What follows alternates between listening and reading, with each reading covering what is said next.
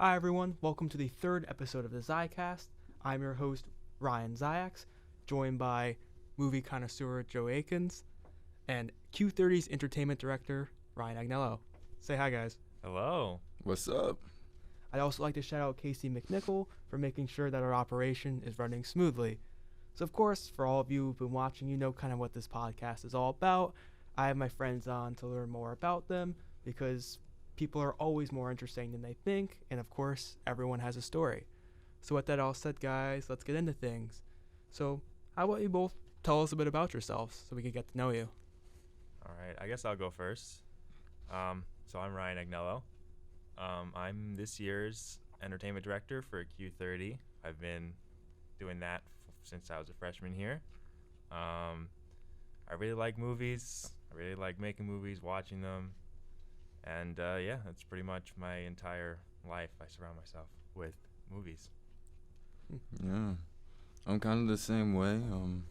I'm not entertainment director though, but I'm just part of the student body. What can I say? I just do what I do. I go to class when I want, and I do watch movies a lot, just like Ryan.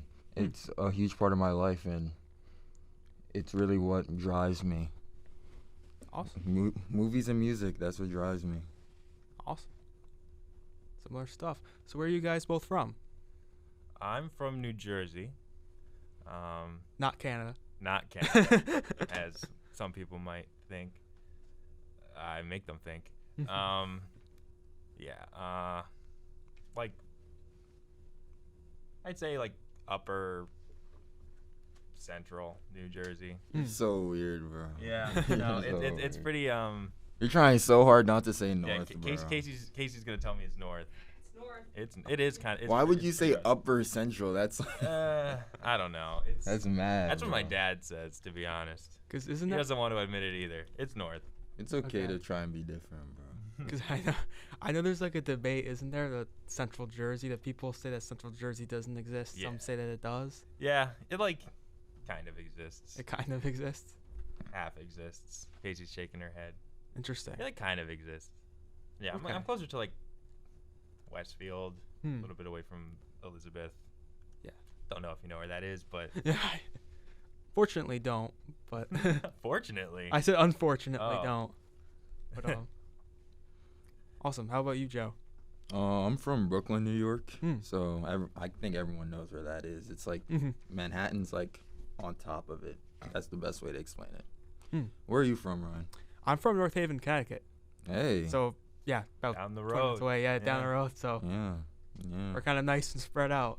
So that's awesome. The tri-state area. That's Yes, what they be saying, right? Right. Yeah. Yeah. Phineas and Ferb. yeah. Yeah. Tri-state area.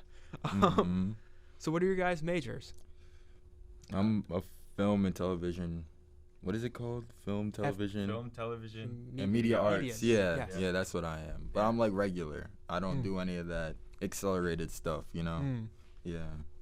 You might be surprised to find out that I'm also film, television, media arts.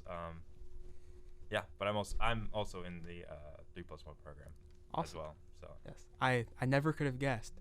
So kind of that's a perfect segue into our first topic, which is where both of your guys' passions for filmmaking stem from.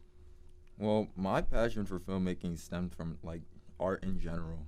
And I was just always into like physical art and media. But I actually wasn't like a huge fan of like TVs and TV production and show or films or anything. And I actually only really like watch the same few shows and movies over and over again. Mm-hmm. And I really just didn't care for like the art form at all until COVID actually. And then I started like binge watching a bunch of films, and I realized like the production of it all really drew me to it. The writing aspect, the camera aspect, all of it, just all of it culminating together was very interesting for me. Yeah, in a lot of ways, the pandemic era was so formative for so many. It was formative for myself as well. Because my cousin actually, I would shout out my cousin because he had a film like club at his school, and he would watch films all the time, and I like didn't care. And then like he was like, we should watch movies every week over COVID, so that we can just like a book club kind of, but for film. So I was like, okay, yeah, sure. So we'd watch films, and then I knew Wes Anderson already because of Fantastic Mr. Fox and Isle of Dogs. And then we watched Grand Budapest Hotel, and that's like where it started, honestly. Definitely a great filmmaker to get into if you're gonna start getting into film. Exactly. Yeah, that's the film major filmmaker right Yeah. I guess for me, it's kind of been a constant in my life, I think. Just from like elementary school even, it was something I was really interested in. I really liked watching movies. I loved Back to the Future, specifically Back to the Future Part 2.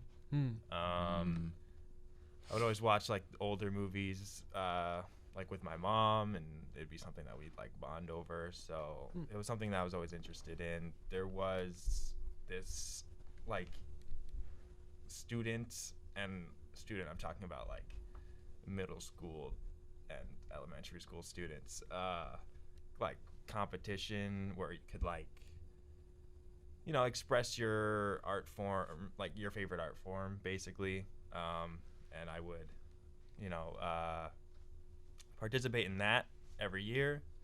And it was just something I was, you know, always eager to do. And yeah, it was just something that really supported that dream of mine at a very young age. So yeah, I was like working hard with that little tiny camera. It's like one of those, I don't even know what you call them, but just one of those like little digital cameras that is really crappy, but Camcorder. not even a camcorder. It's like one of those just like rectangular, I don't know what they are, but just like I know what you're talking about. like those tiny little Point and digital shoot? cameras. Yeah, kinda. I don't know, but yeah, just really early on, I loved watching movies. I would try to make movies, and yeah, so I just always thought this is it. Awesome. So kind of two different beginning points, but kind of reaching kind of a higher level. Yeah, Very I mean, cool. COVID definitely helped with the time I had on my hands. Right. But yeah, Definitely. What about you? Yeah, really, I'm kind of a lot like how Ryan was, where I've always loved movies since I was a kid.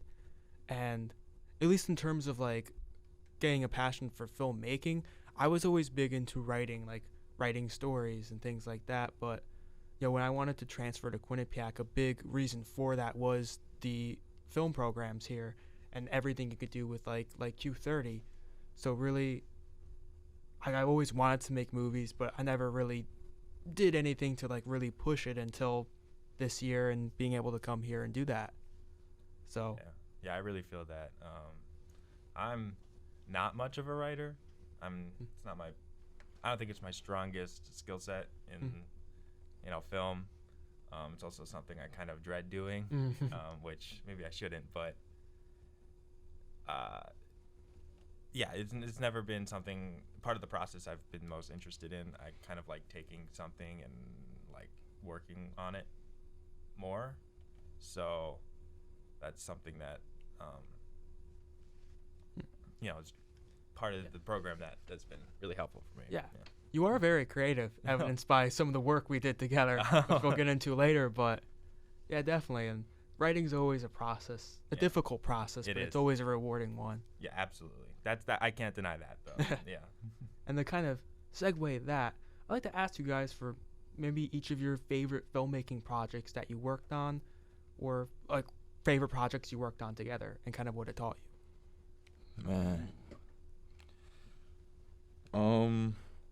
We're currently trying to work on a script individually on our own, with like separately from anything. So that's not really like an answer to the question though. I guess over the summer, I helped some of our grad students like work on their capstone, and he showed up for one of the days, and that was pretty interesting and cool. A surprise PA. A surprise PA, yeah. Cameo. We also worked on the 24-hour film challenge together, freshman and sophomore year, which is dreadful, to say the least.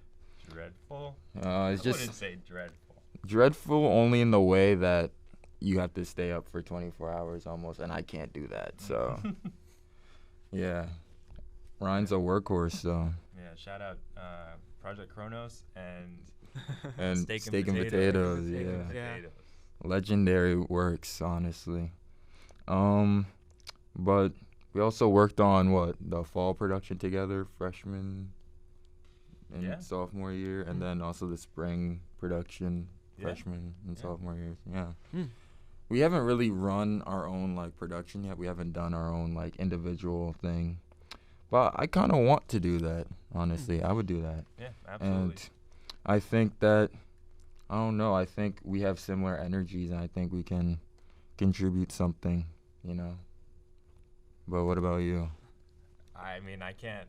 I wanna say the 24-hour film challenges, from freshman and sophomore year were pretty fun. They were fun. Definitely. Dreadful, not in not fun, just dreadful because it's just it's crazy. Definitely. Just some of the time on Q tonight, I think. That too, yeah. A lot of those shoots, the Bobcat Zone. It's cool. That's where I really others. saw you use the camera in a more dynamic way, I think. Yeah. With the lenses, and I remember that, and the camera movements and all that. And that was the one where I tried to learn the lenses, definitely. But It's truly inspired. Yeah. yeah. Yeah, awesome. And you guys talked about wanting to do your own production together. I say that we manifest things here on the Zicast. That's something we'll manifest for the future. Right. Production between you two guys. And You worked on something together, though, right? Yeah, we did. We did. The 24-hour film challenge? That's coming up a little later, but I could definitely attest to Ryan being a workhorse. Oh my God. That was a triumph of just the human spirit being up that long and handling that many problems. It's all a blur. It is all a blur. But it is cool because I've been able to work on the fall production as well, like you guys did, and I'm sure that was very helpful in terms of teaching you guys experience about sets and kind of how it runs, and that's something you guys will definitely carry with you. Certainly. As you continue. Yeah. And so you guys talked about QU tonight, which is of course something I'm involved with as well, and of course Q30. So I kind of want to ask you guys a bit about your experience with both of those. It's a learning experience, honestly, and that's the main thing you should draw from it. I think it's the learning experience and the connections you make and how to value those things, because for film it's you have classes and you don't really do a lot of hands-on learning. You do some, but you gain a lot of your knowledge from extracurricular activities, I think. Yeah. And if you're not willing to do that, I think you're really going to fall behind a little bit. Definitely. Yeah, it's a great way to learn. There's so many great people, so many great talented people that come through there, and it's just another opportunity to be on a set, pretty much. I mean, there's QFS is great, but they do one mini production and their semester production. It's kind of more few and far between there, but Q Tonight's consistently every other week they're doing something. So it's and all of Q30 too. There's Q30, 5 shows? Yeah. And every week. Pretty much tailored to any interest you have, basically. So yeah, it's just a great thing, and especially being able to go from a general member to a producer to the entertainment director. It's just you're learning so much all the time, making a lot of mistakes, but learning from them. It's just and the learning never ends, and it's super, super valuable. Definitely. I can totally agree, because I don't know where I'd be without Q30 and it's really everything you said. It just gives you so much experience so fast, and that you're, like you said, Quinnipiac tonight, you're always doing shoots. You can really do anything. That's the amazing thing about kind of being involved with Q30, is that you can literally do anything you can imagine. Yeah. You can act in a movie, you can write and direct a movie, you can go on air and be like a news anchor. So Yeah. it's literally like the coolest thing in the world to be able to do that in the space of school, where if you make mistakes, it's not the end of the world. Yeah. Mm-hmm.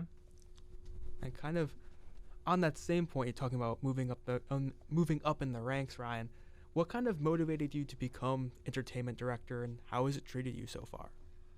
Well, it was coming up on the end of the year last year, and I just wanted to do more. Mm-hmm. I was, happy as an associate producer of Q Tonight, and I was kind of flip-flopping between whether or not I wanted to try to be executive producer or, go for entertainment director. And I just thought, if I don't give it a shot, I'm never really gonna, this was my one chance to make it. Mm-hmm. So I did, and I couldn't be happier. I mean, it's great because I get to be part of the growing process, not just for Q Tonight, but for #that as well. Mm-hmm. And they're both shows that I love. Mm-hmm.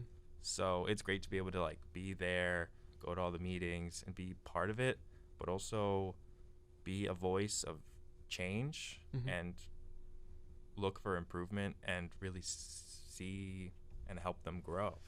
So that's really been the best part of it so far, I think. It's just seeing the evolution that's happened already. It's not even the end of the fall semester, and they've already grown so much. Content's been really great this year, so it's been treating me pretty well. Definitely. And you've been treating us pretty well, because you've done a great job so far in terms of welcoming newcomers like me, or keeping us tame. I hope so. Yeah, because Quinnipiac tonight we can get a little wild. Sometimes we need to get the reins pulled in. Yeah. Yeah. And it's very interesting because I've only really known you as the entertainment director, kind of like I've only really known Connor Core as the president of Q30. So it's kind of interesting to think back that you were an associate producer for Quinnipiac tonight. Because I've watched things. There's a time where I was, and because I've watched things like the Bobcat Zone, and which is just so well done, and it's interesting to think that was you, and then we're working together on a 24-hour film challenge with you as the entertainment director. Things change fast. Yeah, they do change fast. That's true. It doesn't feel like too long ago. And it really wasn't. I mean, 6 months, 7 months. It's not bad, but But a lot can change in that time, So I think that growth does happen over time, and I don't think some people don't believe that a lot of people grow quickly, but I think people do grow pretty substantially in a short amount of time, and I think you're one of those people. I give it 3 months, and I feel like everyone's a slightly different person in a 3-month time span, and growth just happens every second. We're all growing right now as we speak. So, yeah. I couldn't agree more. It's that you should always be learning every day, and like you said, you should really be a different, evolving person every single day. And the goal is to surround yourself with people like that. That's why you guys are here now. Yeah, and the one thing I'd say is, definitely take risks as well. I mean, from the start of my second year to the end, at the start, I would never have considered, applying for entertainment director, but by the end, I did, and something I will never regret. So it's I'm just fiddling my phone. I'm listening. I'm actively listening.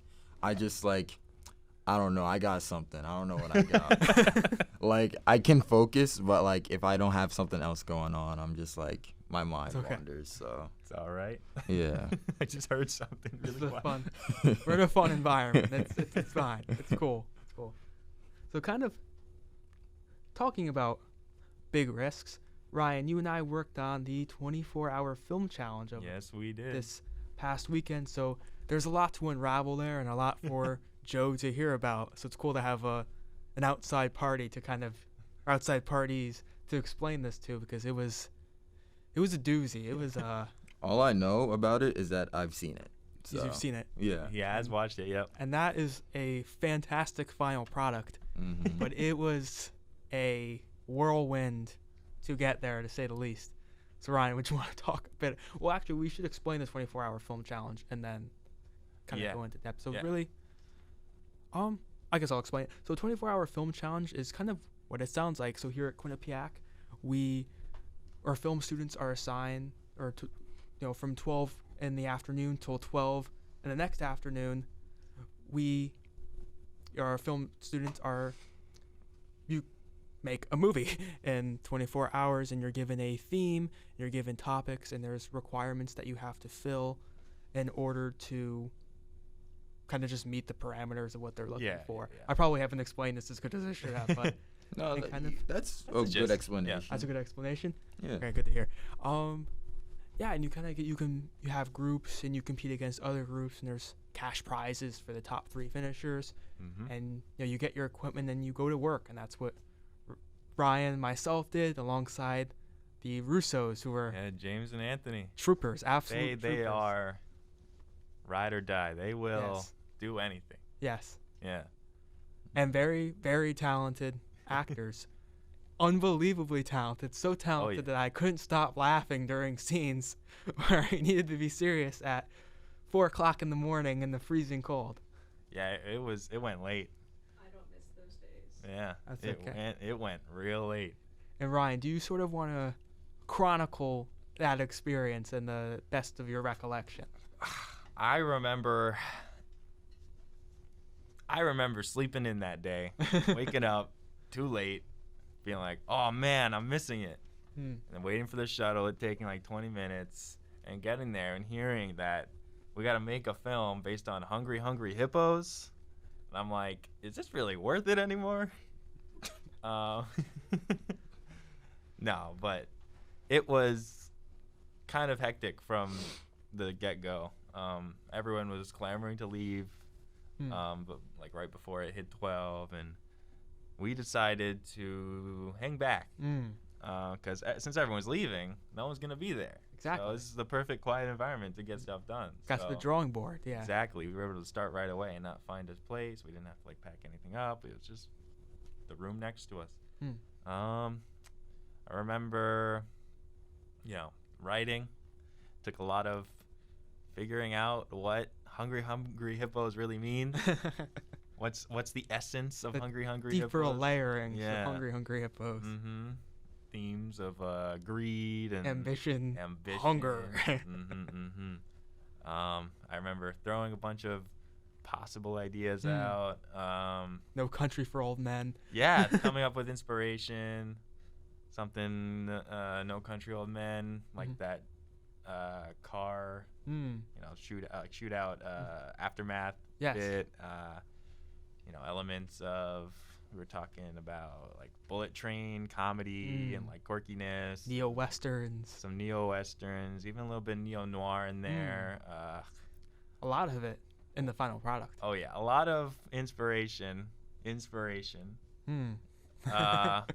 from a very recent film, Yes. The Killer. Yes. David Fincher. Now we say no, I know. it. I was watching you look at me. I showed him it, and he was like, "This is The Killer, bro." Oh, I love that movie. It's crazy. Yeah. It's actually funny because I had to do a project for my directing class, and it's called a grift assignment, but it's better illustrated as like a pastiche, which is basically you imitate another artist's creative style. And me and my partner picked David Fincher. So when I saw this, I was like, this is basically my project. It's crazy. Yeah, But- there was subconsciously, I will say, subconsciously a lot of that specific movie in mind because I had watched it the day before. And you're a big Fincher guy. So I'm a huge Fincher guy, yeah. I'm sure that you appreciate it. I really did. I actually really liked it, honestly. Yeah. Yeah. And I haven't been able to watch the film yet. I will soon, and I will report on it for you. As a film Excellent. beat reporter. But Oh my God, I can't wait because it's been dry this month. It's a dry, yeah. I got you. We're getting it. Yeah, though. there's kind of a lot of things we did. We also did like the Mandalorian. People will Oh, say yeah, kind of yeah, like yeah, with that- like guy. relationship there, Yeah. tough guy, kind of a cute little thing. Yeah. Yeah. There was a lot that went into it. It wasn't just Just the killer. the killer or Fincher, but there was definitely a lot of it in there. Yeah. And and we certainly had some road bumps. Oh yeah, there Speed was. bumps, I should say. Well, Like what? just in the writing process to start, there was a lot of What do we do? hitting a bunch of dead ends. Hmm. And definitely when James and Anthony were able to come, they were a big help with Hmm. brainstorming because it was just the two of us for a little bit. So, and you know how writing goes; it always goes much longer than you really want it Like, to go. 4 hours longer. Yeah. than Yeah, they you do want to what be you done by think. 2, and then you're like, okay, let's get done by 3, and then let's get done by 30, Yeah. and then suddenly it's 4, and then so the writing went on for a little bit, and then we needed an hourglass in the film, and we were like, what do we do? Yeah. We just use an app, or do we find one in a board game? And I ended up buying one on Target to go pick up, and then because we were also gonna go there to get one of the main characters. Character, yes. Is a stuffed animal, so we had to go to Target to get a stuffed animal. So I was like, okay, so we'll just pick up the hourglass when we get there. But when we get there, it's still processing, and then I walk in, and the line is 50 people long, and it's all crowded, and we get the stuffed animal, but I canceled the hourglass order because there was no way I was gonna wait in that line to get that thing. So we didn't have an hourglass, and then we got the stuffed animal. And now we're at Target, and by the time we're leaving, it's 6 o'clock already, and it's nighttime. So it's what do we do? And so that's everything before we start, and it's 6 o'clock, and we only have So many hours, yeah. so many hours left Mhm. before we're gonna start editing. Did you have any production issues during that time? It was more Not really until the end. sort of thing with the whole dialogue. We didn't know if there were Oh yeah. dialogue or Oh, yeah. narration. We were sort of What do you mean? Oh yeah. So this was Yeah. a big thing that happened right before we went to Target, I'd say. Mhm. Yeah, it was right. It was as we were driving to Target, Mhm. just leaving campus. There was a very distressed call from Michael Rada to me. He was like, "Hey, did you hear about this thing about the last requirement?" And I was like, "No." So the last requirement of the 7 challenges was, it said something about the whole movie being narrated. Mhm. And so some people interpreted it as just having narration, and some people were told some people were told that it just needs to have narration. Some people were told that it needed to be only narration with no dialogue. And yeah, but then some of the other challenges kind of contradicted that. One of them was any character has to say the word of your board game. So in our case, it's any character had to say the word "hungry, hungry hippo." Mhm. So it's does that mean then that retroactively that one has to be the narration saying the word "hungry, hungry hippos"? Because it said something completely narrated by one character, right? So there was 2 different interpretations that different professors in charge were relaying to students. So it was a whole big confusion, and ultimately we kind of just decided to ignore it and just keep going because at the end of the day, what can you do? we had the whole script written. We had the whole already. script written. I think in the car back from Target, I was attempting to try to rewrite it to be all voiceover, but I gave up after a page because Yeah. this is not worth it. It just It's just too much doesn't of a fit. headache. Yeah. Yeah, so we kind of just ignored that whole snag that people, and then, so then we just started filming on Maine, right? And there weren't too many production issues until the very end, I'd say. Yeah. We had a lot of improvising. Yeah. We were shooting under the Eklund lights at night. Oh yeah. Then it shut off. And Oh, we're that did happen. Yeah. Yeah. so we yeah. kind of just had to sort of pivot the end of that The scene, pivot. but it was very It ended seamless. up improving, I think, Yeah. the whole bit, because if the whole thing happened there, it was a little bit more clunky. clunky. Sort of clunky. Yeah. Yeah. Being able to cut there was actually to our benefit, I think. Mm. So that was nice. Oh, there's onset injury. Oh yeah, yeah. The Celsius Poor can. James. He got a little cut. Yeah, I got cut. Uh-oh. This can. Yeah. It wasn't too bad. He's alive. Yes. But yeah, it was yeah. I think, not anything crazy until the tripod started exploding on us. yeah. Explode. Yeah, it just started falling randomly. Mm. Oh, The handle kind of fell off. that's and- not good. Nothing was working at the end, but Yeah. we were also like in the 30-degree weather at night in the York. on top of the York Hill parking garage So it's at yeah. like 4 in the morning, and we were all exhausted, kind of barely making it through takes. And also, it was only the 4 of us working on this. We didn't have another camera member to kind of like work on it, especially at 4 in the morning. So it kind of got difficult to set up shots and kind of do stuff. Especially creatively. shots where we were all in it. Yeah. So like we were four of us were 4 actors. We're also 4 crew members. Yeah. So it's like we had to do everything ourselves, and there were scenes. Yeah. So we're we kind all of had to get a together, little yeah. creative with it, limit like wide shots. But in the end, I think it kind of works. I think it really works. Yeah. And I think it created a really fun movie that's called The Broker, and it's on Ryan Agnello's YouTube. It is on my YouTube. Yeah. Yeah. For So anybody who's interested. can I go watch it right now if I wanted? I gotta make it public. Oh Yes. Yeah, It's you on gotta the go. show. do that. I gotta wait till I gotta submit it again. I got an email being like, hey, can you like do it through some file transfer thing? So it's sometime this week. It's not like urgent, but I will get it done. Don't worry. But yeah, I'll make it public soon. Yeah. Yeah. So all the Zicast fans can watch it. Of course. It's certainly of course. really just people in general, because it's a really, really fun movie that took a lot of effort It took a lot and of effort. was very much worth it. Definitely. And Joe, does that kind of sound like your past with 24-hour film challenge? A lot of hurdles, but Yeah, actually, because last year when we did it, it was a huge thing. It was a huge production with multiple sets and lights and like a crew. It was like huge. And we put a lot of effort into that, and we didn't place at all. So It's kind of my fault, I think. no, it's not your fault. I doubt that. I think it was my fault. I accidentally covered up one of the requirements in editing. And it's just completely not there. It's So, fine. Whoops.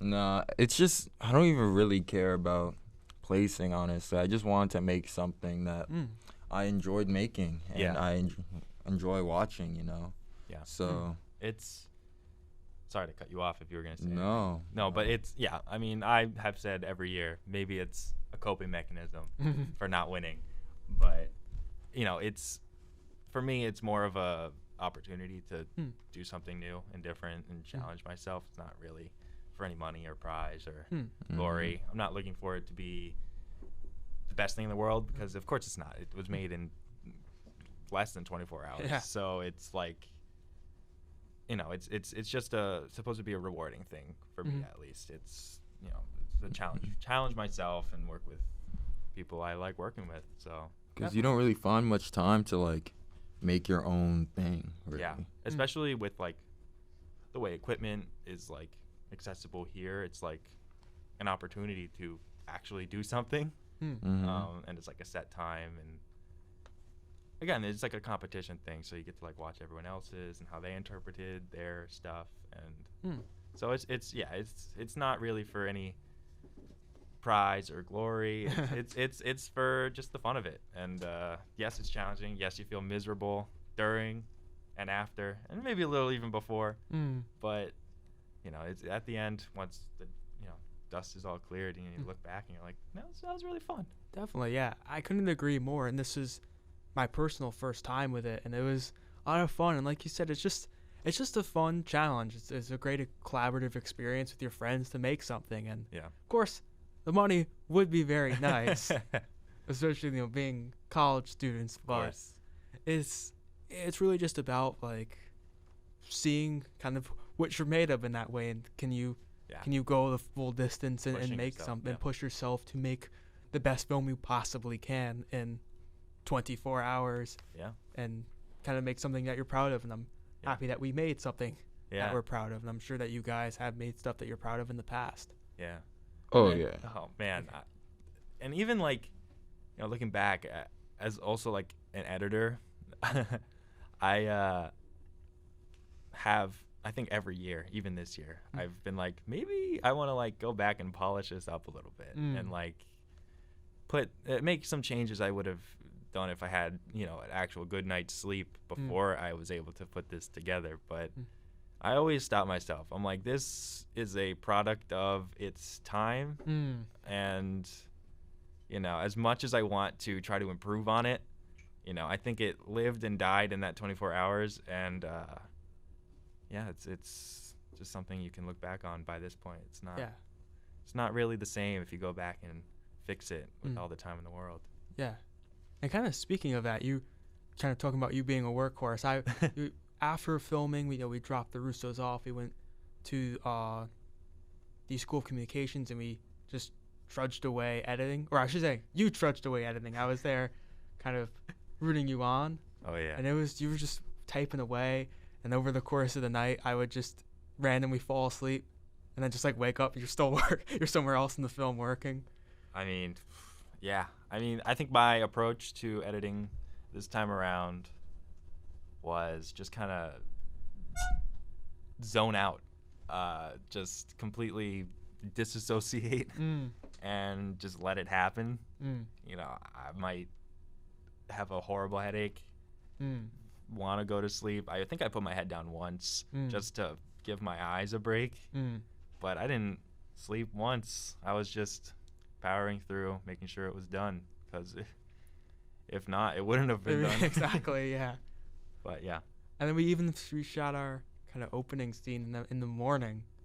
Yeah. We took a break from editing to film our opening scene. That was also incredibly helpful. Yes. I got to get some fresh air. And get to move around a little bit, which some kind of sun. wake us up. Yeah. Yeah. It woke us up too. Yes. That was great. A great addition, I think. Yeah. So. And then once we finished, it got it in right in the nick of time. We last minute. Last minute, exactly. Literally last minute. And we went and dropped the equipment off, and it really is just like a blur. You're just where all that, just a huge chunk of the day that you just completely forget about. Yeah. I don't remember 7 a.m. to 10 a.m. It's just literally the same. It's just gone in my mind. Yeah. Just working and getting the stuff done. And Joe, I know, again, you probably experienced the same thing in the past when you worked on this. Oh, yeah, man. I love sleep, so it's difficult, man. It's one of my top 3 favorite things, so it's a real challenge for me specifically, but I always do enjoy doing it. I didn't do it this year. I was filming the Yale game, so I couldn't attend, but I do kind of miss it, so maybe I'll make my return next year. Awesome. So triumphant. Yep. Yeah. Like I said, we manifest things here, so that's something to look forward to. And I'm sure that filming that game was fun and rewarding as well. Yeah. Big win for Very. Yeah. It was actually interesting because you sign up for your shifts and tell them when you're free, and they give you your schedule. And all my shifts were back to back to back, and kind of I didn't film a hockey game until September, so it was just very interesting to because it's different from the basketball games, so you have to kind of get accustomed to it because if you're not camera 1 or camera 2 you're one of the ground cameras, you're standing up the whole time during hockey, and so that might not seem like it's that big of a deal, but it kind of is because it's already stress on your shoulder when you're holding the camera on your shoulder, but now you have to stand up and you have to make sure you're not moving, because you do move subtly when you stand up. So you have to make sure and put a lot more effort into getting a good shot. So yeah. And with the Yale game, oh my God, don't let me get started on that, man. So basically with the camera, if you're a ground camera, you have 4 seats to your right that are never supposed to be sat in. And for some reason, this guy walked up to me and he was like, I actually bought all 4 of these seats that never are bought. So I was just like, okay, bro, I guess you can sit there. So he sat there and he was in my way, but I'm not going to tell him to get up to move. So I just kind of ate my words. And then a photographer walked up and stood on my other side. So I literally had no movement. And they were like, yeah, Joe, I don't know why you're so static, but kind of need more movement. And I looked around. I was like, I can't really help you, man. I'm sorry. But yeah, it is a challenge, but it's also it is fun, I'm not really a huge television production person, but when I do it, it's it still has some level of fulfillment. So Hmm. yeah, I do enjoy doing it. Yeah, I was about to say you had some challenges of your own that you had to that you Yeah, had to work through some adversity to fight through exactly. filming the hockey game. So I'm glad that we're all doing Mhm. difficult things Yeah. that night. And so kind of pivot away from that. I'm curious as to some things that, on a more personal level, some things that people may not know about you and other passions and hobbies that you have. You take it away. Well, he's reading the Killer of the Flower Moon book. Yeah. Yeah, and he was actually reading it to watch the movie. Yeah. I didn't have the time to read the whole thing before the movie came out. Mhm. Yeah, Yeah. David Grant's novel. Yeah. Yeah, but And that's it's something I been think good. a lot of people don't know about Ryan. He's like an avid reader, I think. You have like a whole bookshelf in the room. I do have a bookshelf. And you yeah. do like reading, and he's always like learning something. He's Hmm. always like actively going out and learning something. And sometimes he does something. I'm just like, how do you know how to do that? Hmm. You know? And he always just finds the time to improve himself, and that's something I appreciate about him. Yeah. The more you can do. Yeah. And I'm actually an English major, so I'm kind of an avid reader myself. Yeah, I That's know cool you. enough. You've written some books, right? I have, yes. Yeah, Mm. if you kind of, well, they're up on Amazon, but I have a kind of link to them in my Instagram bio if you're ever interested. And maybe taking a look. Take a quick look. Take a quick look, yeah. Maybe. But that's I will. cool, 'cause After this. Yeah. I mean, I do enjoy reading. Especially in like my own time. Hmm. It was never really a thing I was a huge fan of at like school because Hmm. I was always like, well, now it's like work. Hmm. But it is nice to just when you're having some downtime to Yeah. just have a book with you. Yeah. Definitely, I agree. And in film's a combination of every art, but there's a lot of very novelistic qualities of films, like especially someone like we talked about before, like Wes Anderson. Of course, yeah. Like, his films have such like Like a storybook. quite literally Yeah. a novelistic quality to Yeah. them. So that's a great thing as a filmmaker to kind of be a reader and kind of understand how to kind of tell a story in a very deeper kind of Yeah. way. Well, yeah, especially with I mean, I'm not fully through it, but I'm about like a little over halfway of Killers of the Flower Moon. But just seeing the difference between the original novel and the way that Scorsese decided to portray it is Mhm. it's very eye-opening. Hmm. It's really interesting. I suggest reading the book too if you've watched the Definitely. movie because it's a lot. Yeah. Definitely, and I really appreciated the movie when I was able to see it in theaters, just because of how much passion was involved Yeah. from Scorsese and everybody involved. Mhm. Not to sort of go too far away from this question, Yeah. but how does it really compare to the movie? I'm just curious. The movie definitely takes a much larger emphasis on Ernest Burkhart. Mhm. I'd say. I think that the Leonardo DiCaprio for that. yeah, so Leo. Yeah. But the book is a lot more, at least in the beginning, it's a lot more focused on Molly and her Mm. perspective and the fact that it was her family members that were killed, Mm-hmm. and just like the whole community, just like the history of the Osage nation, Mhm. being driven out of their home, having to find a new one. Mhm. It's a lot more in depth, and it takes a lot more time and care to accurately depict the tragedy. It's so depressing. Mm. But yeah, so the movie, I wouldn't say it brushes through that. It definitely takes its time to give you that information, but I think that it's a lot more of a traditional Scorsese kind of crime drama in a Mm. way than how the book is actually Interesting. framed. Hmm. Yeah. I also heard the book has a bit more of an emphasis on the FBI, Yes. because yeah. this was sort of a formative moment for them as well, if I'm not mistaken. Yeah. It's such a huge case that. Yeah, just sort of how the FBI was kind of formed around necessity, really. Yeah. Mm. I'm glad you used the word depth, because books do have that level of leeway, I think, that Mhm. films don't. Because with films, it's more like a product that you're making. Mm-hmm. And you have to hold the tension, and you have to be able to make something with as with pacing and time, and I get that you have to do that with books as well, but I feel like that's why I appreciate books in a different way, because books allow you to have like more leeway with being creative, you know, and it's a lot more like the old like times of like art, in my opinion. I associate books more with like paintings and sculptures than I do with film, if that makes sense. I totally agree, and really the thing about books is that they're limitless. You have no budget, you have no crew or You actors. just need paper and a pen and your head. someone's imagination, Exactly. and you can do anything, and you can make it really as long as you can just grip a reader and keep them invested. You can really do whatever you want, and kind of like what David Grannon did in that book, hearing kind of what Ryan's saying, that he can really tell the story in its truest form. Yeah, I mean, it's very like journalistic. It's almost like reading an article out of a magazine. It's just really long. It's like very much like to the point. Here's the information you need. Here's what's happened.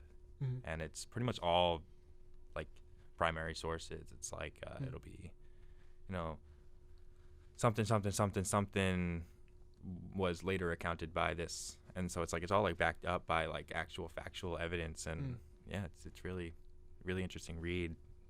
So Yeah, and even for someone like Martin Scorsese, you still need to make films that have a commercial appeal with stars, and kind of you can't really fully go in depth. And then you always have a producer or 12, you know, in your butting elbows with. Yeah. So it's kind of that difficult nature of just of filmmaking in general. And not to go too far away from the question, so Joe, what's kind of something that people may not know about you, or other passions or hobbies that you have, really? Man. I mean, I don't really withhold a lot of things, so I kind of just go around. If someone asks me, I'll probably answer it. A lot of people do ask me, like, oh, like, what do you do? I'm just like, I do like a little bit of everything. I'm not really shy to do anything. I'll read occasionally, but I'm a lot more of like a visual photo person, so that's why I gravitate toward film. I actually almost did architecture, actually. I almost did architecture school because I just fell in love with like buildings, man. Like every time I go to New Haven, I see Yale's campus, I'm like, man, this is beautiful. I don't know what to say. Just everything's so cohesive visually. And then you go to like other campuses and it's like different. Every building's different, has different color palettes, has different like silhouettes and everything, and it's just like, and I think it is important to have good architecture because I think it like it gives you an emotional and mental response, because if you go to a place and everything's like hectic, then it like makes you hectic. But if you go somewhere and everything's like cohesive, it makes you feel more calm. So and I think that is important to build, especially at a school, to feel calm, because it's a high stress environment. And I just like carrying that into like just the way of life, you know, no stress. But also it also brings me to like a point that creativity and artists are important. A lot of the times, like, I don't know if you get this, but people will criticize artists. They're like, well, that's not really an important thing. Like, you could be like a doctor, or you could be one of those other professions, an engineer, and you can have all those other professions that are a lot more logistical and technical. And that's true, but creatives like made everything. Like, they made buildings, they've made people happy, they've made they made everything. Like, if you don't have like a little bit of creativity, like, the world is stagnant, you know. And that's something I like to do. I like being an artist, so that's one of the other things I like to do. And I just like all forms of art, anything I can appreciate. Music especially, yeah.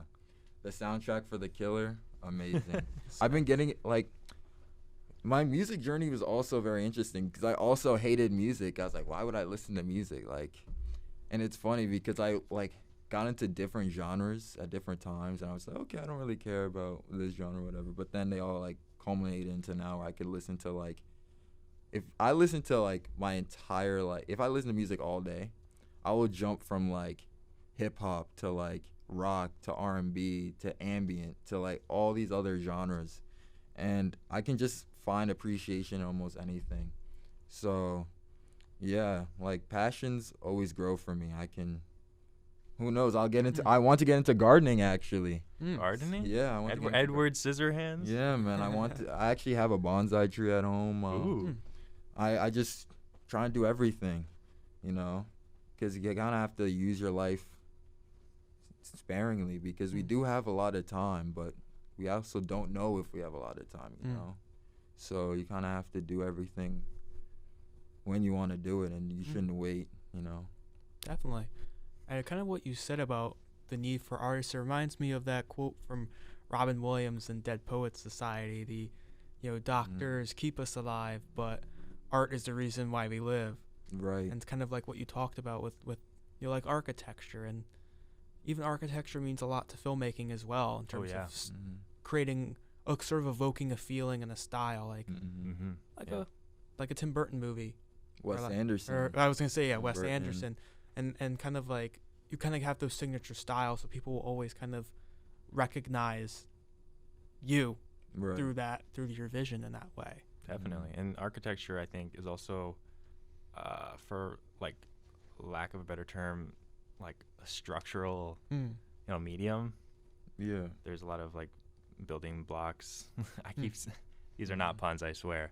But just like the common elements that you see, and I think that also applies to film. Yeah. Because like there's a lot of structure to film, but at the end of the day, like you could always, break away from that structure and try something new. And I feel like that's done in both. So. And architecture is so individualistic too. Like if you actually pay attention, and you like if you even look up like famous architects and you see like buildings they've done, you could see like the similarities. And like no two architects are the same, just like no two artists are the same. And architects are artists, so yeah. And maybe that's something you can carry with you into your future film projects in a way.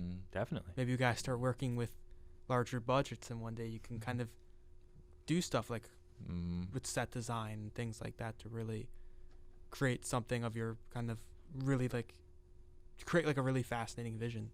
Right. That'd be awesome. And and I just want to go back to music for like 1 second because like feel free. Shout out to Omar because he always talks about like music's like such an important part of life too, and like music is one of the only architecture is something that you could see and touch, but like music is something you feel. Like you can feel bass, like that's not like that's crazy. Like if you think about it, like every other aspect of like a song is like treble. Like you don't feel treble, you feel bass, and that like it alters you. I know you're gonna ask like other questions soon, but I just want to ask like what are some of your favorite like songs? Like what are songs that, or like what are art? What's art that means something to you? Art that means something to me. No, it doesn't matter what the medium is. It could be any art. Yeah, well, art in general, I kind of love all art, but it's kind of they all mean something different in a way. Like a television show, and kind of being able to expand the story on film, especially with the kind of prestige level of television we've gotten in recent decades, and kind of things like The Sopranos or like Breaking Bad or Better Call Saul or Barry, something I know you've watched. And it's like telling a very cinematic story on screen that can evoke literature and evoke cinema and really be cinema, and sometimes elevate to a higher level than cinema. And that's something that I really appreciate as someone who wants to continue to learn about filmmaking. And of course, kind of as a novelist myself, I love to read and I love writing. That's why I'm still an English major. And to be able to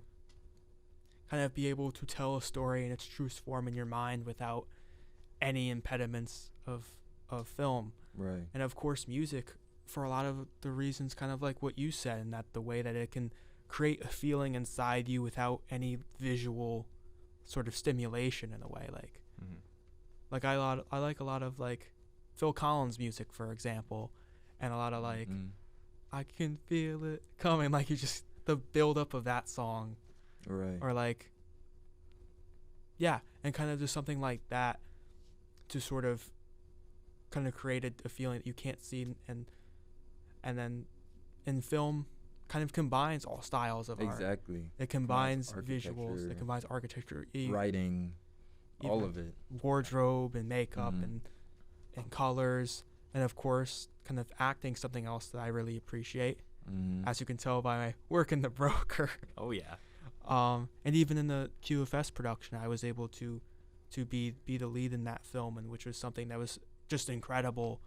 And yeah, and of course writing in film. So I've really appreciated all forms of art, and in their own ways. To sort of go off on a little tangent there, but yeah. Anything you guys want? What about you? I want to hear his perspective. You want to hear my perspective? I mean, I completely agree with what both of you said. I mean, especially music. I mean, it's amazing how you can like paint a full picture without ever having to see anything. Yeah, I mean, I don't really have much to add to that. It's weirdly like a book if you think about it, because with a book you have words, and like you can like picture what the words are saying in your head, kind of like music, and like music creates a picture in your head kind of the same way books do. I feel like every other art form kind of just like visually gives you like what you're supposed to see, and it's more about the interpretation. But like music and I think books kind of like are the most like abstract, because now like it's the most individualistic. Like now that's the most you can like get creatively, I think, I'd say as like a consumer. I'd say poetry too is pretty up there. I agree. I also do poetry, so I do as well. Yeah. Awesome. I do Underrated. not, but I like reading poetry. Yeah. Last year I had a book. I still have it in my bag actually, and it's a book, and I like wrote just like it's not a diary or a journal. It was more for creative expression, because I felt kind of stagnant because I was just so caught up with like school. I was like, well, I have to like get creative somehow, so I decided to like write a lot more, and I was like, you know what, let me try out poetry. So I have a lot of poetry in there. So that's something else I do, and I used to just carry that book around all last semester. Beauty and the Beast journal. Yeah, because for me, like if you like, I can't write it on a computer. You can't feel the computer, you know. Can't feel what you're writing on a computer. You can feel the text on a book, and I think that adds some type of depth to it, and that's why I like physical media as well, like vinyls and CD, because you can like DVDs. You can literally just Laser hold disc. it. You can exactly Betamax. Doesn't matter what it is. You can just hold it. So I think that's very important when it comes to art too. Like I'm not a stream hater or anything, but it's just like when you actually have like the Blu-ray in your hand, it's just like it's a whole new experience, you know. Okay, Christopher Nolan. All right. No, it's just true, man. Because like for the book, that's how it ties into the book. Because if I didn't carry around, like I carried around everywhere, because I knew if I just like had it in my bag, if I knew like I had it in my room and I do it when I come back, it would never get written in. And I finished it before I had like how many weeks in the semester? 12, and I finished it in like 7 weeks. Yeah. The whole So book. exactly. So, and it's like 300 something pages in there. So it's just something you have to like actively do. You can't. It's not a passive thing. You have to like actively do it. It's also a good commitment. Definitely. Something to routinely do. I have a second one, but I haven't been carrying it around, and I haven't been writing as much. So it does work. Maybe this can motivate you to get back into it if you have the time. And that's just incredible, because I never really thought of songs and books kind of being, in a way, like the opposite of each other, while evoking the same feeling. Right. And kind of being like, you read a book and you envision it in your head, you listen to song lyrics and you envision it in your head. Yeah. That's something I never thought of, but it is very, very fascinating. Yeah, it's all like a mental thing. And of course we have audiobooks nowadays as well. Right. That kind of do a similar sort of thing where you listen to it and envision it in your head. So that's fascinating stuff. Yeah. That's true.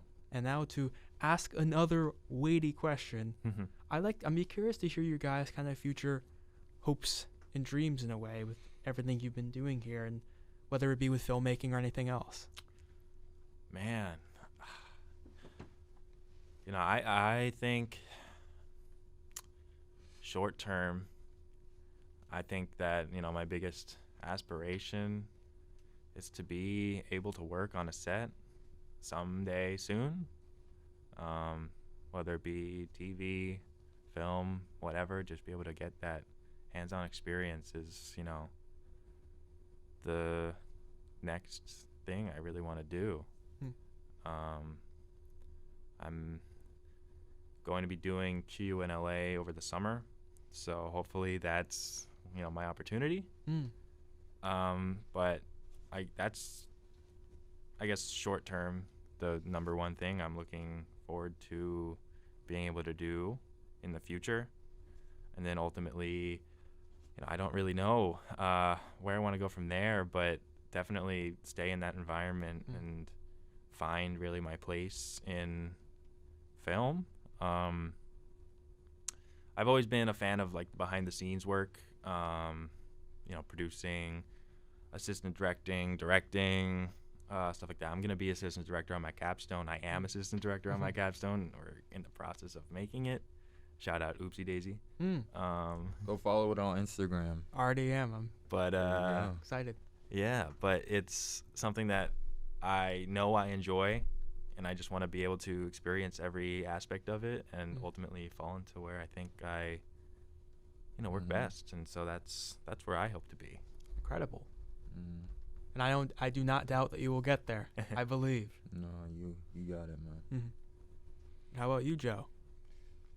Yeah, like, honestly, I don't know, because before, like, when I was getting into film, like, it was just, like, directors are, like, always working on a film, and they're, like, and then they'll take occasional breaks, but that's their full-time job. But then some directors, like, they make two or three films, and then they're done, because they're done expressing themselves in that medium, So I really don't know. I think it really depends on how much I do, because I definitely want to be on that creative side of filmmaking, and I want to express myself in that way.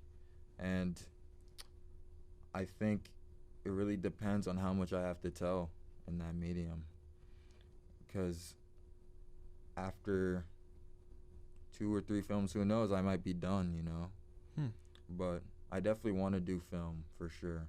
I kind of want to do a lot of music production too. I want to be like, how people are like SoundCloud rappers? Yes.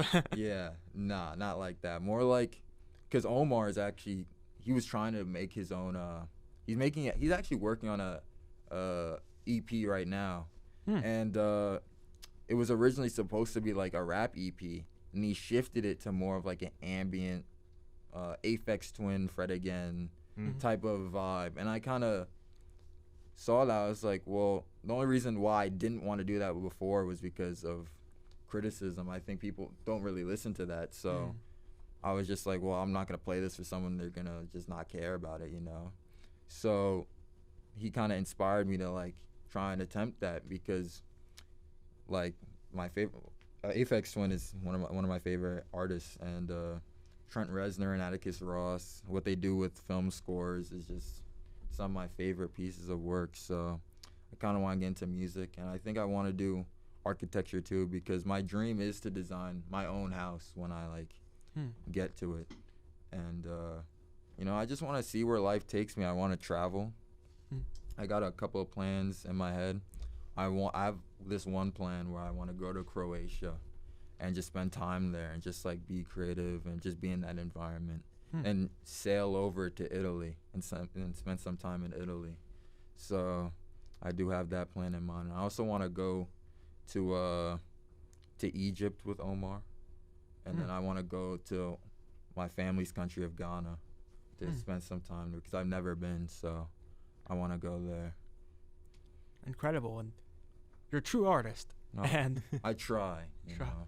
I feel like everyone's an artist, though. Not a lot of people think they're good at it, so they don't attempt it. But you just have to understand that everyone's creative in their own way, and that even though you're not good in a specific medium, you might be better in another, and that maybe you can get there. And you just practice, man, because a lot of people are just avoidant of practice, avoidant of putting in effort into things, Yeah. especially I think in this modern age, I think a lot of people kind of avoid anything that takes a lot of effort. Like, that's why you don't really see people going to movies anymore, because it's just more convenient to just watch it on Netflix, you know. I mean, I'm like that too, because I was sitting there, I was like, well, I could go to New York and watch The Killer in one of the select theaters in New York, or I could wait for it to go on Netflix for like whatever I'm paying for a Netflix subscription. So Crazy, stupid amount of money. exactly.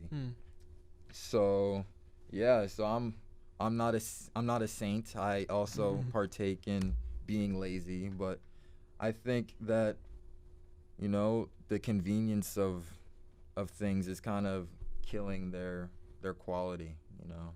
Yeah. I totally get what you mean. And in regards to you talking about everybody being an artist, art comes in many forms. And sometimes people just need to find what they're passionate about. And I just like the kind of worldly approach that you want to take to yourself as an artist in terms of kind of discovering things about yourself by traveling the world. And I know Omar as well. He's an interesting character. He's a really cool guy, and I think that could be a really rewarding experience for you to travel the world, and I'm sure that'll give you great insights onto Absolutely. the things that you want to do, the things that I believe you will be able to do. It's like what is it? Before Midnight or Mamma Mia. You get Yes. that? Get that?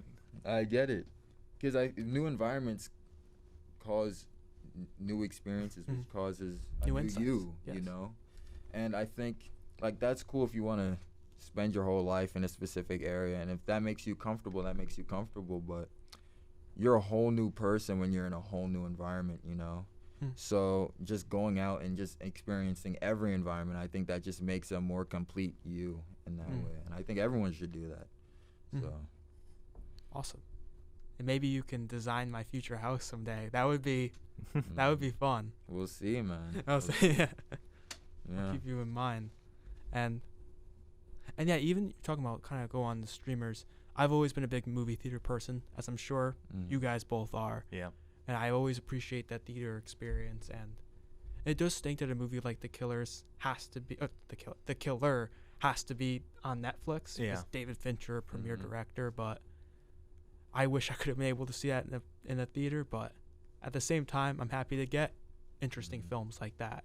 And if he kind of has to do that through Netflix, then he has to do that through Netflix. Yeah, I mean, it's such a weird time for movie theaters right now, especially for, you know, lower budget or what people call auteur cinema. Auteur, yes. Yeah, because it's like you have these big corporations kind of funding these passion projects for these well-respected filmmakers. You got like Apple funding Killers of the Flower Moon, and Netflix, you know, picking up David Fincher to do Mindhunter, right? And Which is an underrated show, by the way, and they canceled it after 2 seasons, but it's so good. And to do movies for them, or Netflix funding Noah Baumbach, or really a bunch of filmmakers these days are being, you know, I guess supported by these massive corporations, and if they weren't, they wouldn't be getting their things made or displayed, or it wouldn't be worth making them for studios because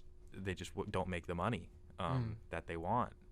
So it's just a weird time for theaters, especially coming out of COVID, where it was such a lull and they were all at risk. So yeah, it's definitely something that people need to support more. Yeah. But it's also too expensive. It's an investment. Especially to go to the concessions theater. as well, Oh my- popcorn. I went to the drink. theater right here at Cinemark, Mhm. and a couple of months ago, this is like last semester, and I was like, you know what? I hate getting concessions. I will like bring food into the theater because I don't care.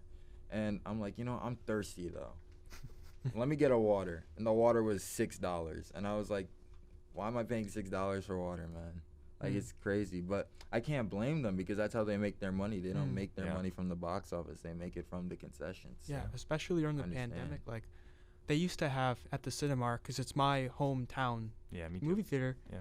They used to have like butter, and now they have butter flavoring, Ooh. and you have to ask for it. I don't know if you guys have been in the Cinemark recently, or in recent years since the pandemic, but something like that, and it really has taken a toll on at least my Cinemark. 'Cause it's really the only movie theater I really go to, and movie theaters kind of around the country and the world, and kind of like what you talked about, Ryan. It's interesting kind of filmmakers evolving with the system and kind of still wanting to be auteurs and have their own visions, but they kind of have to change the way that they go about producing these films. Yeah, I mean, if they're not doing that, they have to resort to making a big budget action movie. Yeah. And it's, Or like a M. Night Shyamalan literally self-funding themselves, his own film, which is a very bold maneuver that absolutely. I really always respect him for, even no matter what the quality of the film is, to literally fund your own movie. Yeah. To take, like, because that's so expensive. That's so expensive. Like mortgaging your own house just exactly for your passion. It's crazy. The commitment there. Yeah. But yeah. So kind of to go from these serious topics to some kind of seemingly silly ones, I kind of wanted to do like a little, I won't say game, but kind of talk about some of our movie favorites, whether it be favorite characters and things like that. So, what's your guys' favorite Batman that you've seen on the screen? Kevin Conroy, unironically. Kevin Conroy. I fell in love Rest with in the peace. Batman the animated series. That's what actually got me more into comics, because I remember, like, what was it? What was the channel? I forgot what the channel was called. I don't get the channel anymore. But at like 5 or 6 in the morning, like, I'd just be awake sometimes, and I ran into Batman the animated series, and the theme song just got me hooked instantly. And like the whole like aesthetic of the show is very like gravitational, and it's like what you want from Batman. He's like dark, and he's doing detective work, and he has an ominous presence, but he also has those moments of like of softness, you know. And it has so much depth for an animated show, which gets a lot of shit like that. The whole genre, and I mean the whole medium, of animation gets like kind of sidetracked because of like live action, because people think that all animation is for kids, when it's like just another way of expressing yourself in the same way you'd express yourself through like a film or a book or something. So yeah. No respect for animation. Yeah, and it's actually funny because whenever I go to New Haven, it's usually with Ryan, because he's the only one that would get the reference. I walk around and all the buildings remind me of the show. I'm like, we're in Batman, guys. It's Gotham City. It's Gotham City. Gotham City. So, yeah. Honestly, like, I couldn't agree more. I'm really with Kevin Conroy. It's also the Batman Arkham games, if you guys have ever played them. Yeah. And I feel like that's the truest representation of Batman, because it could be a little grittier than the animated series. And I just feel like it's the perfect Batman, because like you said, he has that humility while also just being terrifying and scary and so capable and flying around, being people up. I mean, he certainly understood the character inside and out. He was like a master of Batman. Did it for so many years and was able to portray him across so many mediums, and in many different ways, different interpretations, different adaptations. He certainly, I think, is the definitive voice and portrayal of Batman. However, I really like the Batman. Yes. The Robert Pattinson? Yeah, Robert Pattinson. Okay, that was my second one. I'm sorry, but the Batman was awesome. The cinematography was just amazing. Greg Fraser, man. He also did the cinematography for Dune as well. Yes. And he actually did the same technique for both films. And he actually, like, he shot... Did he shoot on digital? I think he shot on digital, and then he put it on film, because he wanted that, like, physical part. He wanted the physical, like, grain on it to add that, like, level of, like, depth and feel. And yeah, that's kind of what helped me, because it felt like a physical thing. It felt like it was like right in front of me, and it felt like a moving comic book. Like every shot was like, it looked like something out of a comic book. It looked like a panel from a comic book. And the acting, Robert Pattinson, like, I remember when the Nolan Batman movies came out, and everyone's like, the voice, and like the voice is so like, it's played out, like it's like a meme now. Everyone always like jokes on it, because it's like everyone can do it. It's just like the voice is just, it's the voice, you know. But Robert Pattinson like kind of did his own thing with the voice, and he added like that like raspy, like dark, like subtle anger to it, and it was just so like, it was so well done. Yeah. It's also It's also a very unique interpretation of Batman for like live action. It's very like early on in his Batmaning, Right. and there's a lot more like trauma, I'd say. There, he's a lot more broken, and still like dealing with a lot of personal issues, and it's very gothic. Yeah. It even feels very vintage in terms of its filmmaking. Like, you would think, of course, Matt Reeves is an incredible director, but you'd kind of think like David Fincher made the film, or like Francis Ford Coppola made the film. It feels very like something out of like the 70s, right? In terms of its grittiness and the feel it has, or something like Blade Runner in the terms of its aesthetic. So it kind of has that feeling while being a Batman movie, and feeling like you said like a comic book. And I also want to touch upon Kevin Conroy, and we were talking about how much he defined Batman. He was one of the first, I think he was the first guy to do a voice for Bruce Wayne and also a different voice for Batman. And that Adam West, he had the same voice for him. Yeah. And so like the radio specials that they used to do back in the day, they used the same voice for all of them, but he added that duality, like you were saying. Well, one thing, it just makes sense realistically. He would have different voices, but even, you know, Bruce Wayne being the mask that Batman wears, you kind of have that, they kind of differentiate more, and that's something that Kevin Conroy really brought to the character. But in terms of live action, I really don't think that any movies really captured Batman better than the Batman. I'd argue maybe Tim Burton's films captured Gotham better, and from an aesthetic, like an architecture standpoint, and Nolan brought a very like Shakespearean quality to Batman. But I feel like no one has captured like Batman in terms of feeling like the animated series or the Arkham games better than Matt Reeves. And the score by Michael Giacchino. Perfect. It just it was actually supposed to be released in October, like late October, so it was supposed to be like a Halloween movie. So it had that like, especially that opening score, where it's just like that like ringing. It was literally like Halloween. It was literally Halloween when exactly the first thing happened. The first events happened during Halloween. So. 2 years of nights. It turned me into a nocturnal. It's so, the narration is so good, by the way. A lot like The Broker. Narration. The Broker's narration. When I watched that movie in theaters 3 times. The Batman? I did same exact. I literally watched it 3 times as well. And actually, the second time I went to watch it, it was funny because my favorite part of the movie, I think opening narration I have a weakness for because the killer does it, and that's my favorite part of the movie. Great noir trope. And then the Batman does it, and it's funny because I went to the Batman at home, and then there was like a fight in my theater, and then they like just the narration just ended, so they restarted. I was like, this is perfect for me. I get to watch it twice. Your favorite part again. Exactly. Batman showed up and broke up the fight, and then exactly, man. So it was such an experience, and like you said, it felt like the most complete Batman project I've seen like ever. It's so about Batman, about Batman's psychology. It's about him becoming Batman in a sense, developing as a detective. Even like Michael Giacchino's score, you talk about that. I love the way the score for Batman mirrors Darth Vader's song, and in terms of the beats, the same like BPM, and the beats and sort of like the same instruments and everything. And I kind of love thinking of him like that, especially when you first see him walking out of the darkness. It's a lot like Darth Vader, like in Rogue One, for example, walking out of the darkness. That kind of creates that like imposing feeling that even though we very much humanize Batman and he's our hero, he's a lot like a criminal. He would be like Darth Vader.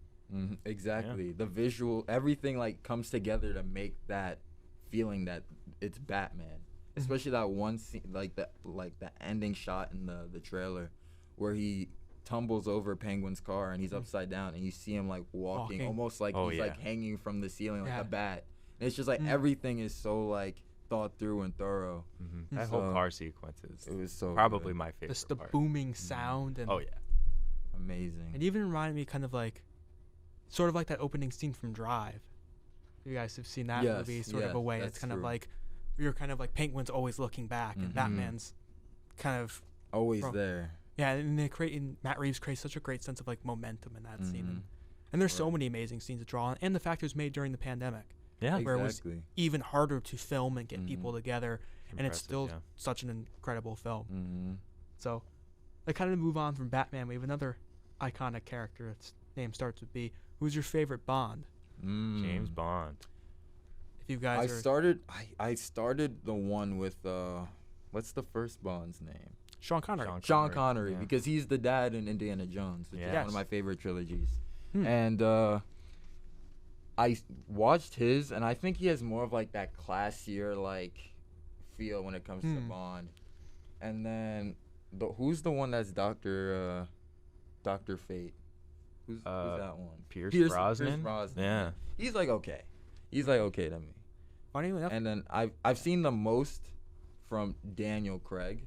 Yeah, Daniel Craig. But it's not like it has the tropes of Bond, but when you see like the older ones, it just feels like Bond, you know? Sean Connery just is Bond to me, even though I've seen him the least, you know? Yeah. So I would say Sean Connery is my favorite Bond. Yeah, I mean, I have to agree. I haven't seen too many Bond movies. I've seen like Skyfall and a couple of the Sean Connery ones. So from what I've seen, definitely the OG can't be beat. You know, it's definitely not perfect, but yeah, they're just kind of fun, a little like cheesy and goofy. And yeah, I like. Yeah, I don't think you can go wrong with those. Funnily enough, my favorite. Well, you can, but. you definitely can. My favorite Bond's actually Pierce Brosnan. Interesting. I just feel like he kind of embodies the characters. I feel like he's as suave as anyone else, but he also did a lot of the physical stuff well. And I just feel like the movies he had weren't up to par in a lot of ways with a lot of the other Bond films, like Daniel Craig's films. He had like Sam Mendes and Roger Deakins working on his movies, and they were able to create probably the very like prestige films with Bond that I just felt like elevated his films, where even though like you said he doesn't really feel a lot like Bond, he feels a bit more like Jason Bourne-ish, Batman-ish, a lot more Bond, like action. I don't think it's his fault that it's more of like the time, like Batman Begins influenced Casino Royale and influenced that era, so they kind of went a bit more grounded and dark, and even the kind of difference in the way that they handle Bond. It's not like one guy through the years, it's like he became just one central James Bond in the story, which I thought was interesting. And to kind of move on from that, what's your guys' favorite film franchise? Ooh. Okay. Heavier hitter than more. Dang, that's hard because so I always go back to these two when I talk about film franchises. And well, number one, obviously Star Wars. Like everyone loves Star Wars. Shout out Ben Darling. And Darling. I remember growing up on 3 franchises. It was I exclude Star Wars all the time because Star Wars is just so huge. Yeah. Everyone loves Star Wars. But I would say I grew up on Harry Potter a lot. Like I used to be able to quote everything. I used to be able to say every line of dialogue in every single movie. The whole script. I like watched it all the time. And then Indiana Jones. I love the first 3. The 4th one's okay. I've yet to seen the entirety of the 5th one. And then Men in Black. Men in Black. Men in Black was just so classy, you know. And I'm from New York, so I'm like, oh, I know that place. I know that place. I'm just so easily pleased, you know. So, Men in Black's the whole like buddy cop, serious guy, straight guy, funny guy duo with Will Smith and Tommy Lee Jones was so well done. And I just love the whole like aesthetic of aliens and secret agents. So and when it comes together, it's just like cool, you know. Probably my favorite Will Smith roles. I agree. I would say he's just, I think he's just at his best in terms of what he does best in those movies. He's great. I mean, it's comedic. It gets dramatic. It's pretty much everywhere. And he Also, Independence Day. Independence Day was also good. That's yeah. all peak. Yeah. Men in Black also, the first one has like, well, he actually had something in his contract where he was supposed to make a song for every movie he was in because he was trying to boost his music career. But you know where that went. So he actually did a cover of a song called Forget Me Nots by Patrice Rushen. And it's one of my favorite songs. And it's always playing on the radio at home. My mom loves listening to like 90s R&B. Awesome. So when I heard that, I just have such a connection to that. And actually, there's a Men in Black animated show that I also watched. And they also like have like bits of like that in the ending credits. It's like the song, but there's no lyrics. It's just like the instrumentals. So like it's supposed to be like a sequel to the show, to the two movies, but it's also like its own thing because the character designs aren't very similar. It's like a mix of the comics and the movies. So that's also part of the franchise. So Cool. Yeah. What about you, Ryan? I mean, Back to the Future, I'm a big fan of. I mean, always have been, always will be. The Muppets. Pirates of the Caribbean. I forgot Pirates. Yes. Yeah, I mean, the first three. Yeah, I mean, Pirates of the Caribbean. Muppets. I love. It's crazy. I love Pirates. I love just the whole. What about the Pirates? I The mean, world, it's the world. Johnny Yeah, Depp? and it's the world. It's just the characters. You know, Captain Jack and Will and everyone. It's so fun. You know, it's something that it's like a look into kind of like it's a fantasy movie. It's like that never happened, but like just like the thought of like maybe it did. Maybe something awesome like that. And like that sounds like such an exciting like adventure to go on. Yeah, it's just like it's just so whimsical. You know, it's fun. It's swashbuckling. I just love the whole pirate aesthetic. And then the Muppets. Love the Muppets. The Muppets are Every Muppet movie is great, even the bad ones. But you can't go wrong with the Muppets. Awesome. Diary of a Wimpy Kid. I'm sorry, Diary of a Wimpy Kid. Oh, nostalgic. Yeah. Oh man. Definitely the Zachary Gordon ones, right? Yeah, the Zachary Gordon ones. Those are also really good bad movies. Yeah. What about you? I mean, me, it has to be Star Wars as well. And I would say the Nolan Batman movies because they were insanely formative in me loving movies. And I've always loved Batman since I was a kid, like animated series like you. And Nolan Batman movies brought just a different, kind of really just brought Batman back to the big screen and just gave him so many incredible films, like incredible villains like Heath Ledger's Joker, Tom Hardy's Bane. So I have to go with that. And then probably Sam Raimi's Spider-Man. Oh yeah. About that. Because that would probably be in the same way Nolan for Batman, Raimi for Spider-Man. Yeah. You got Tobey Maguire. And so many great, like Willem Dafoe as Green Goblin. Yeah. That's just... I mean... And he did a great job when he came back. Spoilers if you haven't seen it for No Way Home. Oh my god. We know. Yeah, when we he came know. back, oh my god, it was so beautiful. He's one of my favorite like villains in all of fiction. So one of my favorite specifically William Dafoe's. Yeah. The Spider-Man movies, I love them for how they like use Raimi's visual style. Because he like started with Evil Dead and that has a lot of his look in it, but he never like really compromised on his like unique aesthetic and like camera work there. So that's what I love about those movies is that they not only are really good, but they're also uniquely his. Yes.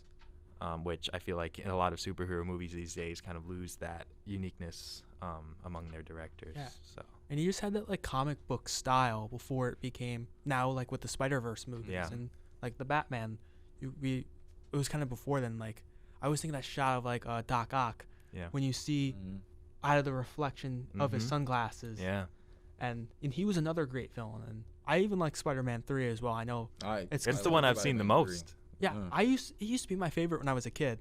Now it's, as I've gotten older, it's more Spider-Man 2 I consider to be my favorite. But I used to love that as a kid, and I still consider it a good movie and even a good conclusion to that trilogy. Yeah, it's fun. And I wish we could have gotten the fourth one, which was planned, and then kind of things kind of fell through there.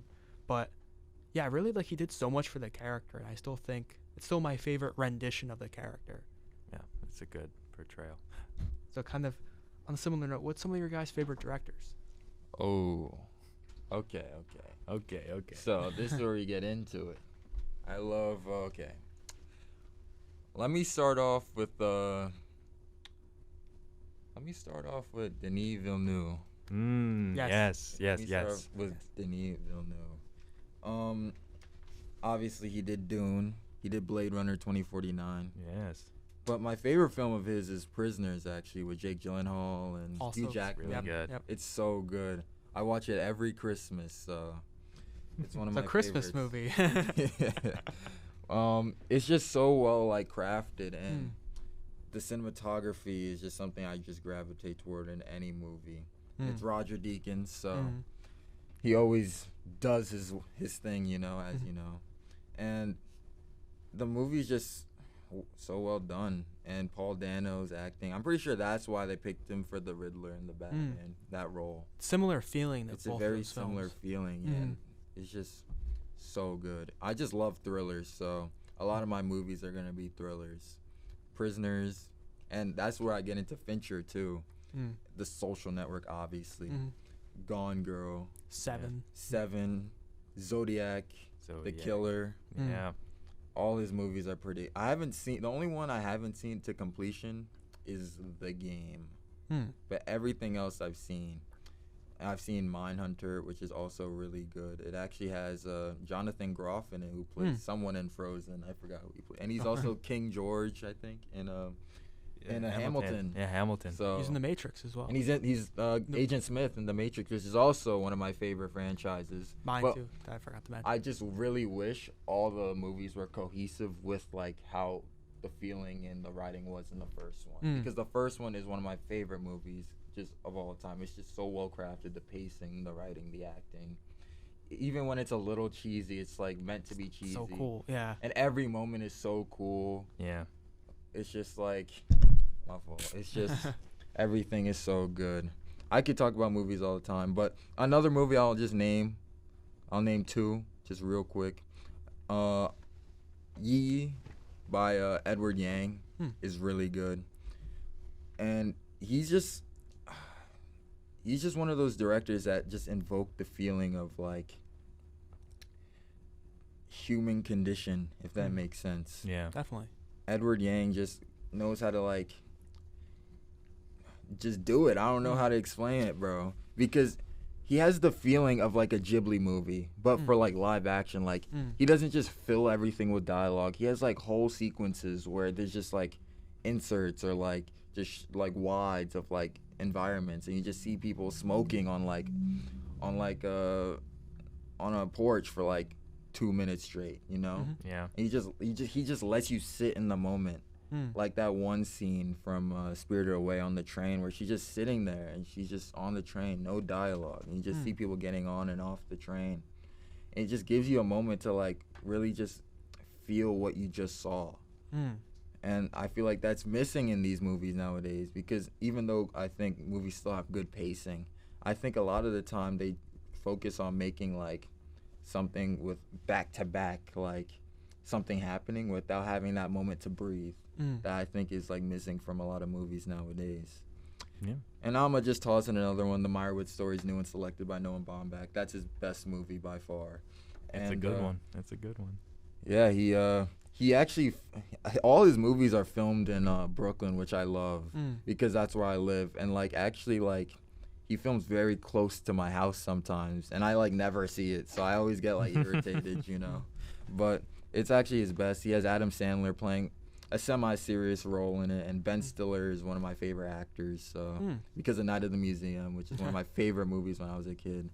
So the whole family dynamic in the movie was so good, and how the dad was like a struggling artist his whole life, but he was like an asshole. And there's a line in it where they say that if his work means nothing and his art meant nothing, then he was really just an asshole, Yeah. And that was just really powerful to me. I don't know. And I just think that it's important to be like be able to balance work and life and be able to sustain family, which is kind of missing. And you can see that in like a lot of people's films where like there's always a dysfunctional family. Mhm. I guess that makes for interesting like art and interesting films, but And also conflict. it's true Mhm. because that's how a lot of people's families are. That's just how Yeah. life is. So the Meyerowitz story is new and selected. Go watch it. It's a good one. It's a good one. How about you, Ryan? What's some of your favorite directors? Oh man, I just compiled a humongous list. I'm just gonna Awesome. start going off. I mean, I'll start Wes Anderson. Of course. Really good. What's your favorite film from him? Rushmore. Rushmore. Rushmore is my favorite Wes Anderson. Okay, that's a good Yeah. one. That's a good one. Definitely Nolan. Mm. Can't go wrong with Inception? Inception and Oppenheimer was Mhm. really good. It's probably one of my Mhm. favorites from him. Just Memento. Memento. So good. Interstellar, just really good. Damien Chazelle, Mhm. La La Land, Whiplash. Wasn't a Man. huge fan of Babylon. Mm. Still liked it, but I mean, His- La La Land's one of his my famous favorites. shots, bro. That's one of my. He has like some of my favorite shots of all of film. Yeah, His whip pans, especially the one in La La Land yeah. where he's like playing the piano And and she's it dancing. whips. Yeah. And that's one of my favorite behind the scenes videos too. Have you seen the? Where he's like behind- tapping his and he's- shoulder, and it's he's- just That's what Yeah. like makes me love film. It's just like those moments right there. yeah. Like you So- watch it and you're like, wow, that's so cool. And then you see the behind the scenes and you're like, oh, they just kind of like Winged it. Yeah. winged it. Yeah, Yeah. exactly. I mean, obviously there was planning in it, but like, it's as simple as was he's something tapping his so shoulder. manual, Yeah, you something know? so like analog. Yeah. So Damien Chazelle definitely. Ari Aster, Mm. Hereditary. Mm. And, David Lynch, right? Well, I'll get to that. I'll get to that. Spielberg, Mm. obviously one of the greatest of all Mhm. time. Spielberg. Spielberg, man. Uh, Still indie art, director at heart, I think. Yeah, I Mm. think so. And And The hi- Fablemans was The Fablemans was really good. was really good. It was one of his Definitely better underrated, movies in like yeah. a while. Definitely. Yeah. Wow. Yeah. Jordan Peele, Mm. Jordan Peele is good. Edgar Wright. You're right. I'm gonna man. repeat Denis Villeneuve. Yes. Greta Gerwig. Greta I mean, Gerwig is also Little Women. Lady Bird. Barbie, Lady Bird. Really, really good. Also really good at acting. Mm. Mm-hmm. Just like Yeah, she was in Ha. Frances Ha. Yeah. Yeah, I was gonna just say that, man. really good. Miyazaki. Miyazaki. I'm excited I have for to The go Boy and see the it. Heron. I have to go see that. It's gonna be really good, I'm sure. Mm-hmm. But like Spirited Away, really awesome. Kubrick, Mm. Kubrick, man. gotta love Kubrick. Barry Lyndon. But I think I was asked this the other day by Josh Brzezinski. I think that's how you pronounce his last name. Shout out to him. And he was like talking, like he showed me his letterbox and he was talking about his stuff. And I was like, oh, you like Barry Lyndon? He's like, yeah, that's his best movie. And I It's- think that's one of it his is. most underrated ones, It's I think. One of, if not his best. I mean, people always say The Shining is. It's The Shining. I mean, I still love The I Shining. mean, but I love Full Metal yeah. Jacket, but it's also like everyone talks about Full Metal Jacket. Doctor Strangelove too. Is Doctor Strangelove, one of my yeah. favorites from him.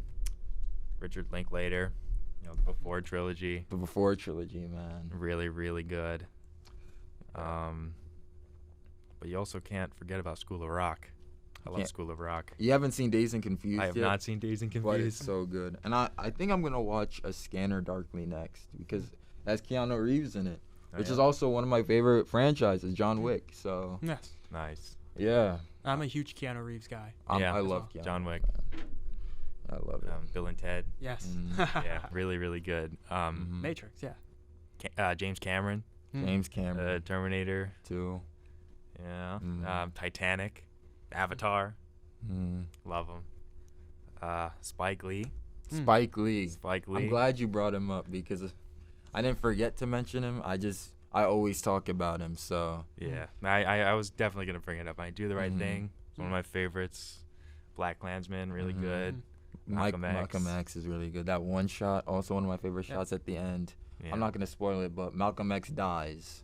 So he's on his way to the place where he knows he might get assassinated. Yeah. And Spike Lee's like signature shot is the double dolly where he has like the camera and the person on Mm. the same like platform Well, with they're, like, wheels floating. and they're Mhm. floating. Yeah. It kind of gave that essence where he was like already dead.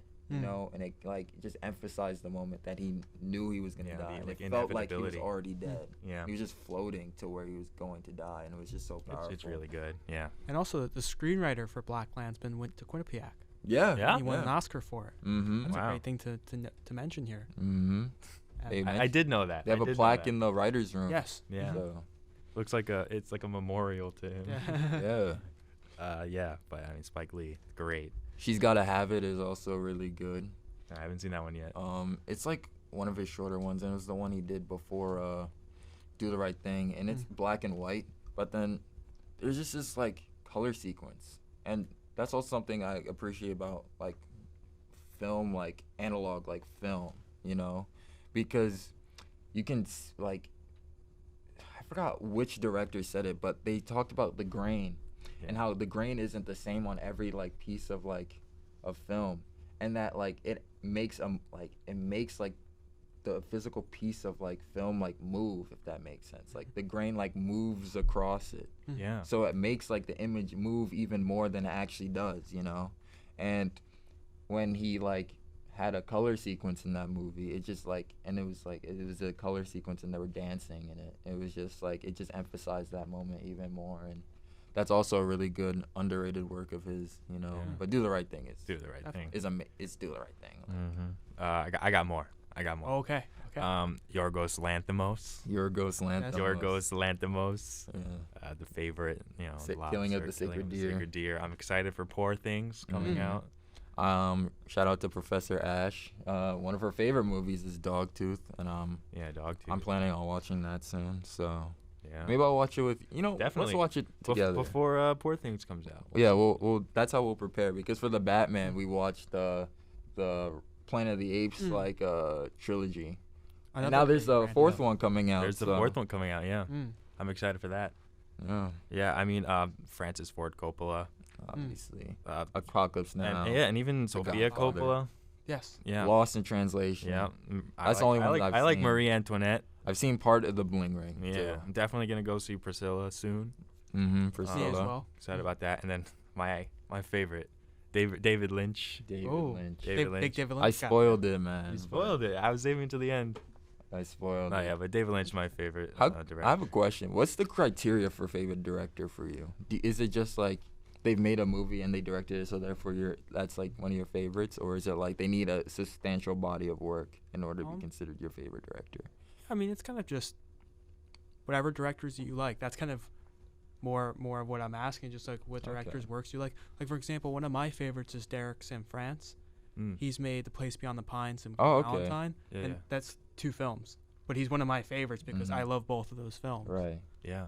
I mean, like one of my favorite films is Paris, Texas by Wim Wenders, and I think that's the only film of his I've seen. But I mean, That alone, It's really good. really if you good. love the film, Yeah. Yeah. Because Yeah. also One of my favorite directors is John Singleton, I guess, too, if we're gonna use that criteria. And he made like a couple of things. He actually also made a show. He made Snowfall. But I've heard, yeah. But his main like work that everyone like references is Boys in the Hood with Ice Cube and Yeah. Cuba Gooding Jr.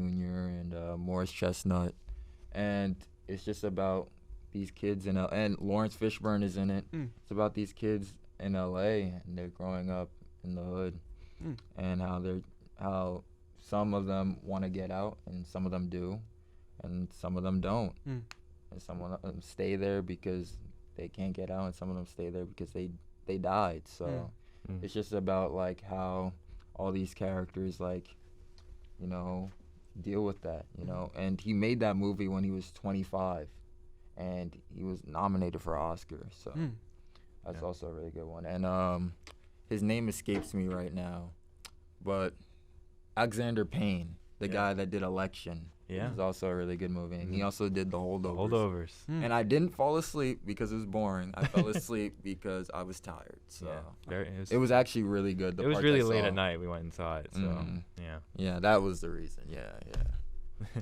We also didn't mention one of my favorites, Martin Scorsese. Of course. I mean, early. it goes without saying. Yeah. Well, yeah, like Martin Scorsese, Tarantino, like they all make great movies that call to everyone. Scorsese, man. And actually, I would also say I would also say Robert De Niro because he only has one movie. He made A Bronx Tale. Yeah. And yeah, it was about this kid named Calogero, and he's an Italian guy growing up in the Bronx. And he has a father who's played by Robert De Niro, so he directs and acts in it. And it's about how he grows up around all these mobsters, and he kind of has this calling to do something, and the mob boss that he befriends and is kind of like a father figure to him doesn't bring him in like a lot of the other mob movies do. Like a lot of the mob movies, they like, oh yeah, come into the family, and it's like The Godfather, that's what it was. Goodfellas, that's what it was about. The Departed, all the mob movies are about how like you come into the family, and a lot of this was about like staying away from that, and like not even joining at all, and just like staying from arm's length, like knowing these people but not being involved with these people, you know, and avoiding all the tropes of like a mob movie while still having a mob movie, you know, which is also a really good movie. I had to watch it for sociology class in high school because there are a lot of messages to draw from this movie, and it's not watched enough, so go watch A Bronx Tale, you know. Do. And kind of on another note, what are some of your guys' comfort movies? Comfort movies. My computer just died, but I remember all my comfort movies. Fantastic Mr. Fox, obviously. I can watch that whenever. Yeah. It does not get boring for me. Night at the Museum, the first one specifically. That's when it was just so amazing. I lived right near, I don't like live mad close to her or nothing, but like I live like a good like train ride away where I could like literally just go if I wanted. And I never went. And I actually saw the movie before I even went to the museum. And the whole thing about like the museum and history coming to life and Ben Stiller's performance and all that was like really cool. And I put that movie in with like Journey to the Center of the Earth with Brendan Fraser. I loved that movie as a kid. Yeah. I was obsessed with that movie when I was a kid, man. So those are some of mine. I mean, I gotta say, I don't know. I really like Tron Legacy. Tron Legacy. Yeah, Tron Legacy. Goonies. The Goonies. Yeah. That's so good. All the Indiana Jones movies, every single one of them. Maybe not the most recent one, but every single one of them but that one. The third one's more of a comfort movie for me because I've seen that the most out of all of them for some reason. Shrek 2. Shrek 2 is a big one. Again, School of Rock. The Princess Bride. I love that one. The Princess Bride. Yeah. When Harry Met Sally. When Harry Met Sally. Oh my goodness. I watch that. I try and watch that every Matilda. year. Matilda. 10 Things I Hate About You. Meet the Robinsons. Really good. Meet the Robinsons. Any Ponyo. Yeah, any like Pixar movie or Ghibli movie. The first Narnia, I would say too. I really love. La La Land. I love La La Land. Ghostbusters. I love Ghostbusters. That's a good one. That's a really good one. What's one of your comfort movies? Yeah. One of them is Dodgeball. Dodgeball. That's a good one. That's a movie my brother and Matthew I Vaughn and Ben Stiller, right? Or Vince Vaughn. Vince Vaughn, my fault. Vince Vaughn. Yeah. Vince Vaughn. It's a movie my brother and I have watched a million times. I've yet to see it. It's fun. It's the ultimate like mid 2000s comedy. Yeah. In like every single way, but it's so funny. Another one, I know it's funny to call this a comfort movie, but Revenge of the Sith. No, I mean, yeah. I've watched that movie a million times. Yeah. And then The Dark Knight. I've watched that movie also a million. I could just put that movie on any time and love it. So those are like my comfort movies. I'd say also any Disney Channel movie. Any Disney Channel movie. Lemonade Mouth. Like any nostalgic movies. Oh yeah, anything that it invokes that nostalgia. Yeah, Disney Channel shows too. Yeah. Like Wizards of Waverly Place, man. That's one of my favorite shows of all time. So. Yeah. Kind of on another larger note, what are your guys' favorite movies? Which I ask every one of my guests. Okay, that's very interesting because I have different categories for these. Ooh. There's movies I wish I could make, They're like movies I wish I made that I would Yeah. consider like my favorite. Then there's movies that inspire me. Then Yeah. there's movies that I really, really love.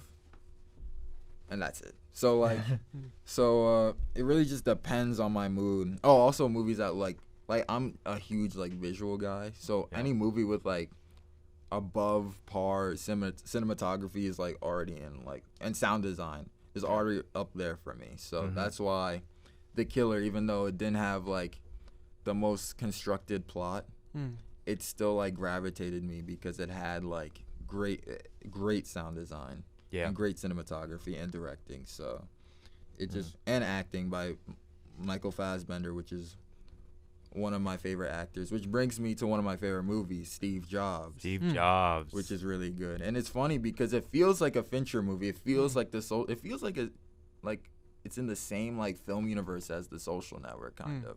Yeah.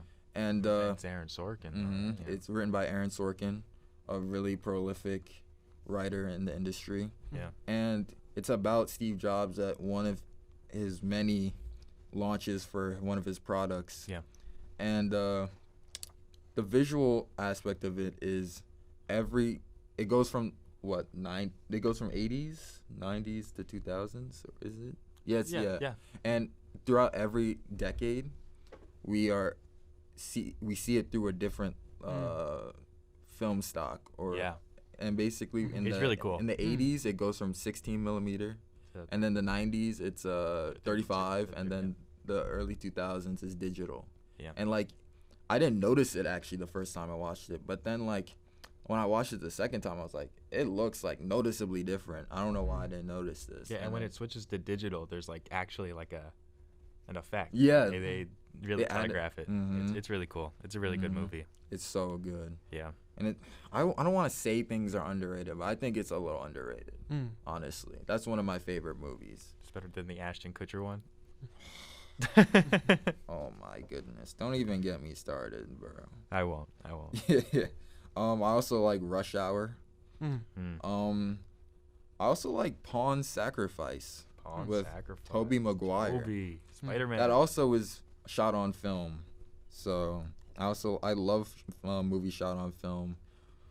Maybe I'm a little pretentious, but I think it's just because like it just has like it's just different because like digital is just so like it's just like I see like life like this, but like I think if you use film in a specific way, it could be nostalgic, my fault, but also can be like it can add like movement, like I was talking before, and it just gives it like a texture, you know. Yeah. And also like if you know how to like navigate film, you don't really need to do like extensive post-production with color grading because there is like a color grading process with film, but it's not as extensive, and a lot of the work is done for you already. Which so is like the film stock. Yeah, and you can like push like the ISO on film like one stop, and like it's a whole like manual process, and I think that's what like makes like things like have potency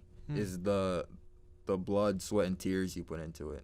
And it's not like you don't get that with digital because obviously, but like I think when you actually have to like use your hands and like actively do things and not just type on a computer, I think it just like elevates it. I don't know. And it certainly forms a connection with the ways of old, I think. Right. It preserves a kind of a bygone era. It's not necessary to shoot in film, and it's more expensive to shoot on film, but it preserves that authenticity.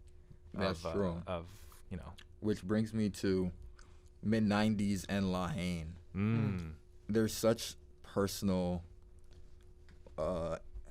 movies, I think, and we actually just watched it in my directing class a couple of weeks ago, and I saw it earlier. I already liked it before. And then when I watched it again, I actually liked it more. And it's just the cinematography, like I always talk about. Yeah. It's just so good.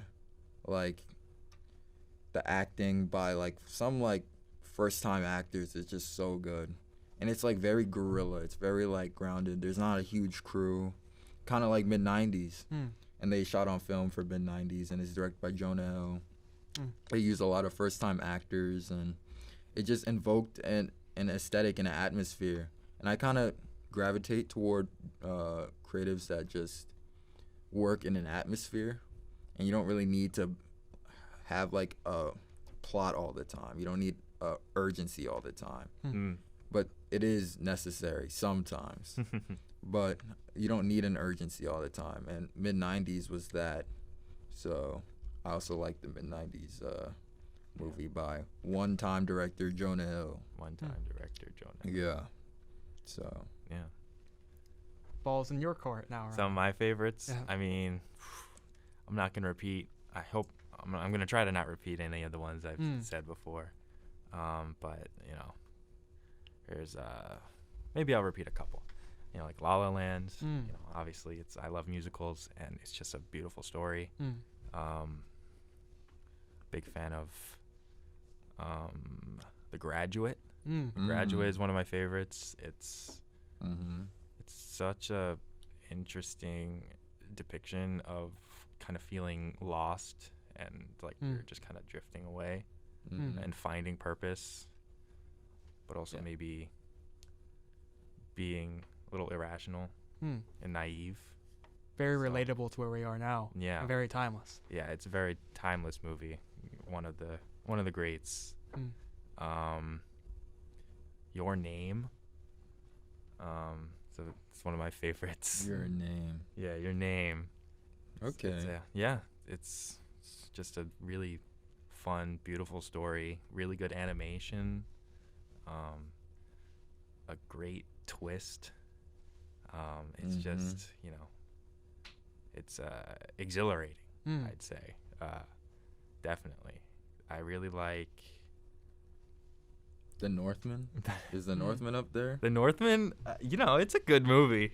I love The Northman. Yeah, it was came really out, good. I was like, why does no one like this? It's literally Lion King, but with Vikings. Why does no one like this? It is The Lion King with Vikings. And the sound design, the score was amazing. Oh, yeah. The vibe was just there. It was just he was pure just stalking adrenaline. people all the time. It was a revenge story. Oh, yeah.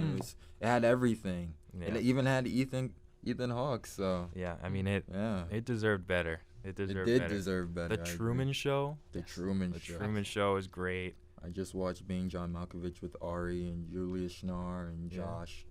And yeah, it's very Truman interesting. Show-esque.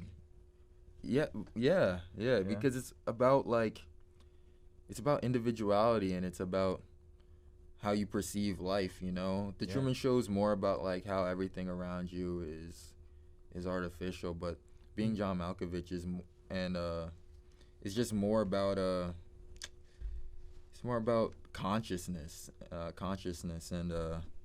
and subjective point of view, and how like one person is completely different from someone else, and sometimes people see everyone as like a baseline person, and everyone sees people as like NPCs. And I'm like, oh yeah, like what the hell, like that person's like NPC, whatever. But like everyone's like individualistic, and the word to describe that is Sonder, and how like everyone has their own detailed, oriented, individual, unique life that we don't see, but is there, you know. Yeah. So that's one I really want to see, Being John Malkovich.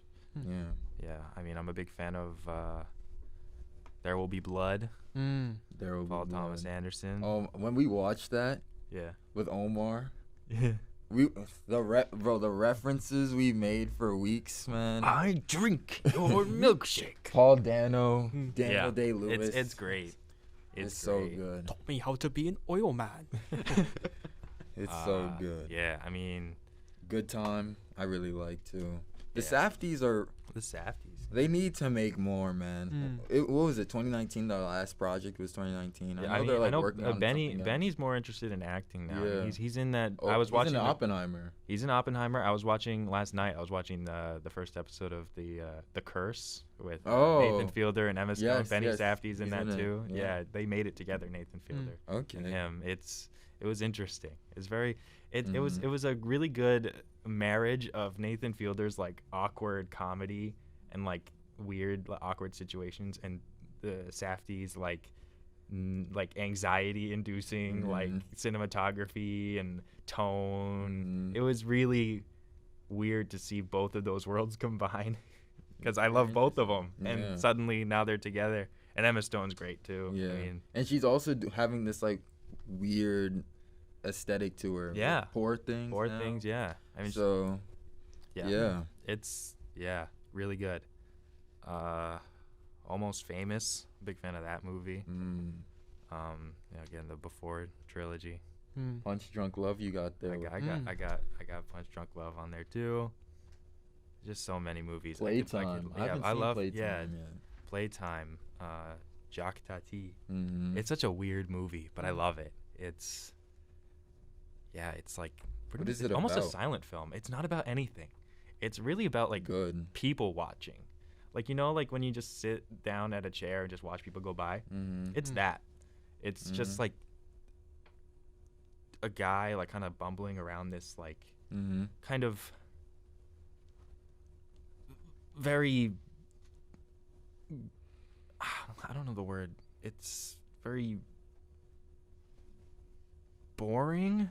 It's like boring, like mundane city. It's like it's like an interpretation of Paris. Yeah, it's just like very mundane. That kind of reminds me. And like corporate and like very like there's like a giant room of cubicles, and it's just like seeing the life that's in that like mundane environment, and it just kind of like all comes to a head in this like set piece. It's just like a series of set pieces, really, of like comedic set pieces of just like people interacting and just things going wrong, really, and just the world kind of unraveling.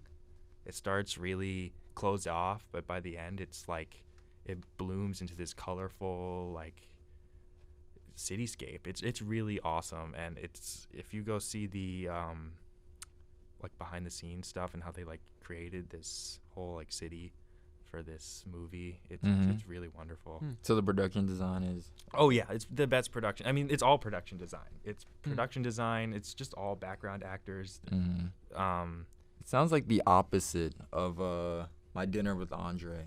Have you seen that? I've not. No. Do you know what I've that's heard about? of it. Yeah, it's like a podcast essentially. It's literally like this. Like imagine this, but we're at a restaurant, and it's literally that, and it's literally a reverse shot the entire time. Yeah, no. But the sound design is underrated in that movie.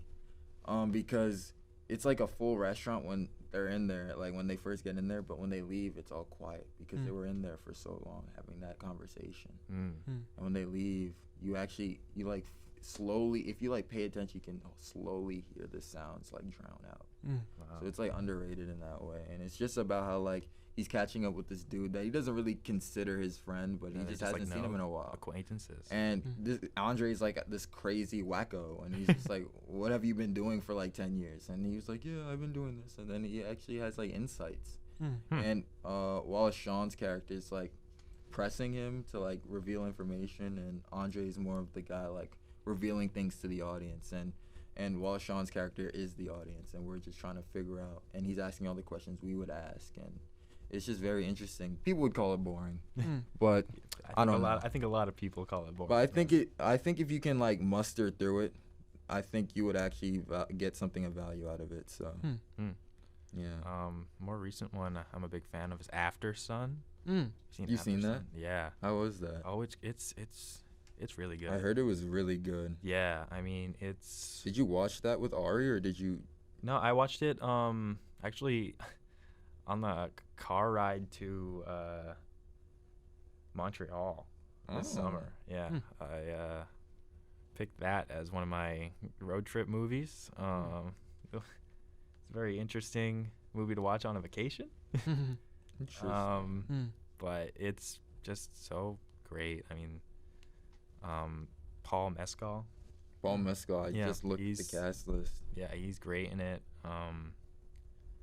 The young actress they had, she kills it. The whole thing is just like it's a coming of age story, but it's also like a reflection on like memory. It's I mean I don't want to go into what it is. It's just it's really good. It was one of my favorites of last year. But I mean, I could keep going forever with movies. Oh, I just want to bring up Silence of the Lambs too. Yeah, that I actually wanted to be like an FBI agent in the behavioral science unit because of that movie. Because at first, when I first watched it, I was like, this is like a horror movie. Why did my mom show me this? And then when I like started watching it, I was like, I kind of like that like psychological aspect to it. And I like psychology and sociology and philosophy, so I just gravitate toward that. But then it like kind of mustered into like this love of film because the acting is so good, and Fujimoto is such a great cinematographer, and it just kind of really was very interesting to me because that's kind of the movie that got Anthony Hopkins like popular, because he was like an actor, but that was the movie that like put him on the map, you know. He was kind of like Mads Mikkelsen in the way like he had such a late break into the industry, you know. So quite literally, because they both played the same Malek. character. Yeah, exactly. I was about to I'm say glad that you caught that. Yeah. So Wow. it's very interesting. Great movie if you haven't seen it. Definitely. Yeah. Yeah. And quickly, just some of my are Dark Knight, as I previously mentioned. Prisoners, as we also previously mentioned. Really good. La La Land, as we also previously Amazing. mentioned. We have a lot of common opinions here. Yeah. Yeah. Shawshank Redemption. Oh, I missed that one, but that's my favorite. I just got on Blu-ray. It was my favorite for an insanely long time, but kind of seeing more films. Yeah. The ending, like I feel it like in my body when he's like crawling through that pipe, man. I know. And just the music score is just and the pure joy that he feels when he's finally out. It's just, and you see him smile. oh yeah. Yeah. In the rain. Yeah. Unbreakable, Sixth Sense too, by M. Night Shyamalan. He doesn't have that many great movies, but those two are so Those two are good ones. The Sixth Sense is so good. It's so good. And Unbreakable is just the score in that. And Samuel Jackson is one of my favorite actors. Bruce Willis, who's now retired because of health complications, is also one of my favorite actors. And they just come together to make this work about this guy that discovers that he has abilities, and Samuel Jackson that wants to like emphasize this to its full potential, but he's like too obsessed with it, you know. Yeah. He's obsessive over it, and it's really good, man. Yeah. Also, sorry, some of my other favorites are Blade Runner 2049, Of course. Denis Villeneuve. Really good. Kind of Inception / Interstellar, in there as well. I mean, they're both great. So Goodfellas. Goodfellas. My favorite Scorsese. I think that's one of the first movies I saw during COVID. Yeah. I think that's like the ultimate Scorsese movie. That's another like kind of is, comfort movie. I can just watch that anytime and love it. Yeah. I agree. We gotta watch it then. Definitely. Definitely. It's just I just love it. The shots in that movie too. Like the tracking shot on a steady cam too. That was like one of the first movies they used a steady cam on.